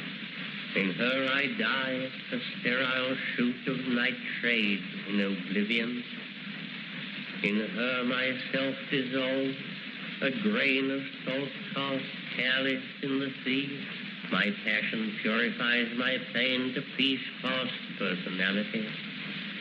Love of my life, God grant the years confirm the chrism, rose to rude, anointing love, asperging tears in the sanctifying solitude. Man is so infinitely small in all these stars, determinate, maker and molder of them all. Man is so infinitely great. My fingernails grow on my fingers, and my fingers are fixed firmly to my hand. It is my hand that terminates my arm, and that fixed to my shoulder like a charm. My shoulder is a portion of my trust. I hope no prostitute, however drunk, would enter the shocking secret. Yet we find even in England men of evil mind, pornographers who love obscene details, shameless enough to mention fingernails. The Titanic. Horse flash, serpent, streak of steel, consummate frost of man's delight. Down the crash of an immobile and brainless barrier light. Courage. The grey god shoots a laughing lip. Let not faith founder with the ship. We reel before the blows of fate. Our stout souls stagger at the shock. Oh, there is something ultimate, fixed fast over the living rock.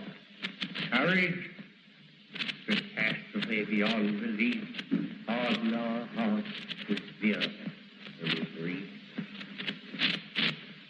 The gods upon the Titans shower their high intolerable scorn, but no god knoweth in what hour a new Prometheus may be born. Courage!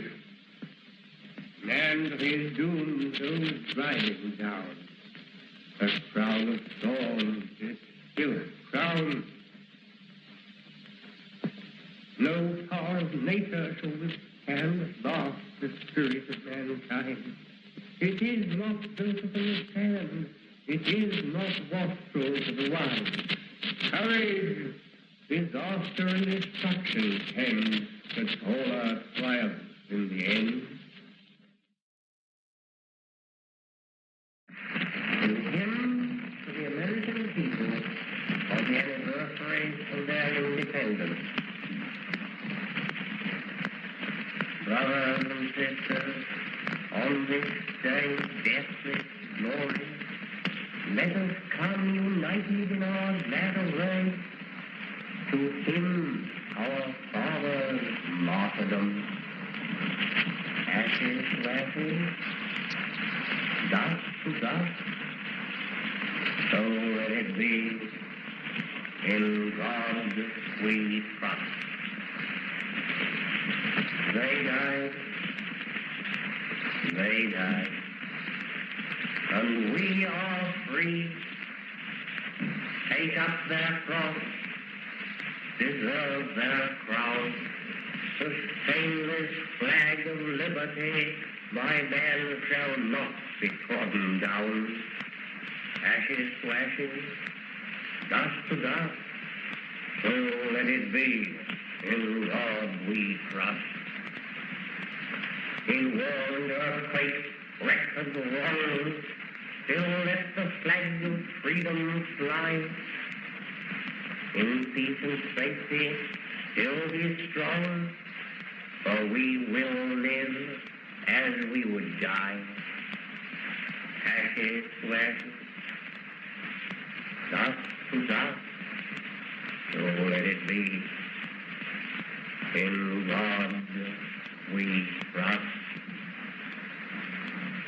Though ruin wash the world in blood, though death devour, though time decay, let but our hearts hold brotherhood, and this they shall not take away.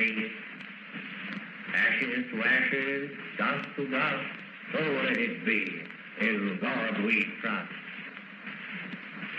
Stand and join hands and let us sing. Shake out all glory to the skies.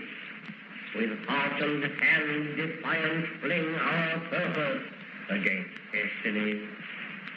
Ashes to ashes, dust to dust, so let it be. In God we trust.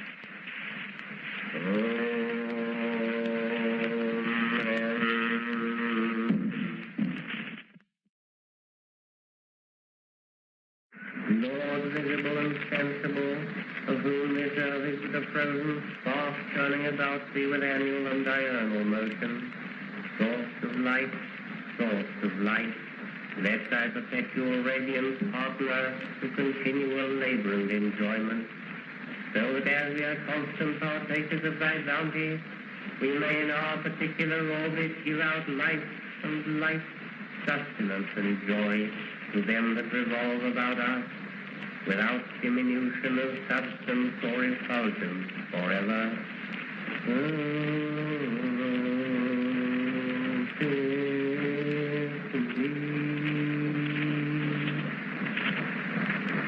Lord, secret and most holy, source of light, source of life, source of love, source of liberty, be thou ever constant and mighty within us, force of energy, fire of motion. With diligence let us ever labor with thee, that we may remain in thine abundant joy.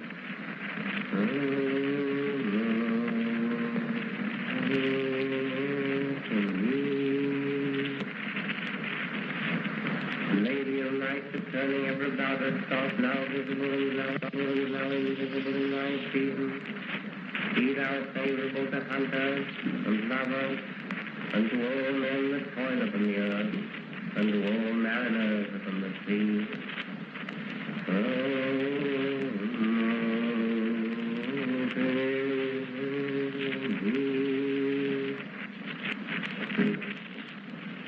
Give all the seasonal joy, make of light, and love, be thou ever ready down thine hands, a maiden, in thine office of gladness.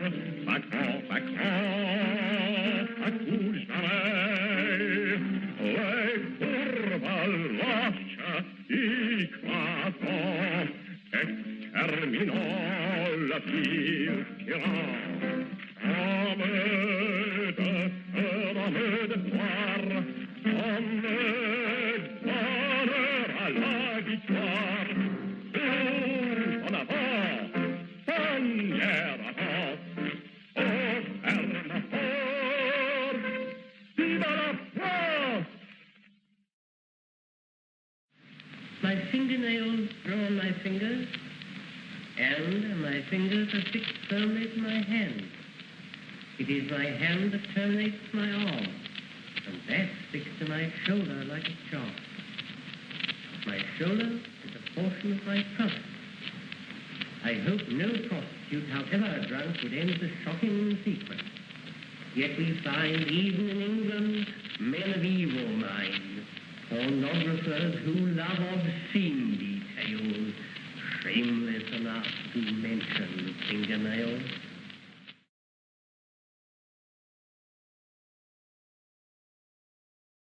My fingernails grow on my fingers, and my fingers are fixed firmly to my hand.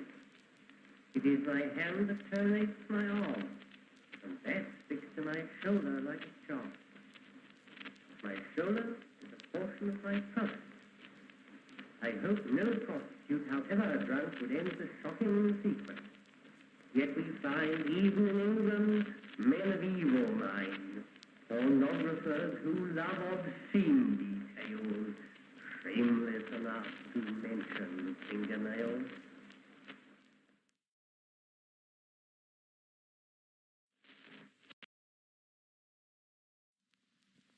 These are the first two invitations calling forth the cabinet of spirits in the system of Dr. D and Miss Redwood Kelly.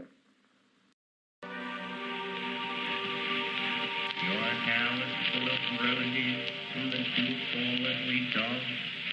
The sorceress enchanting from the paladin in trance. In the starlight as we wove us in a web of silk and steel, immemorial as the marble in the halls of Bradil. In the presence of the roses, the fountains, and the yews, where the snowy Sierra soothed us with the breezes and the dews. In the starlight as we trembled from a laugh to a caress, and the god came warm upon us in our pagan allegress. Was the valley la bona too seductive? Did you feel through the silence and the softness all the tension of the steel? Your hair was full of roses, until my flesh was full of thorns. And the midnight came upon us, worth a million crazy morns.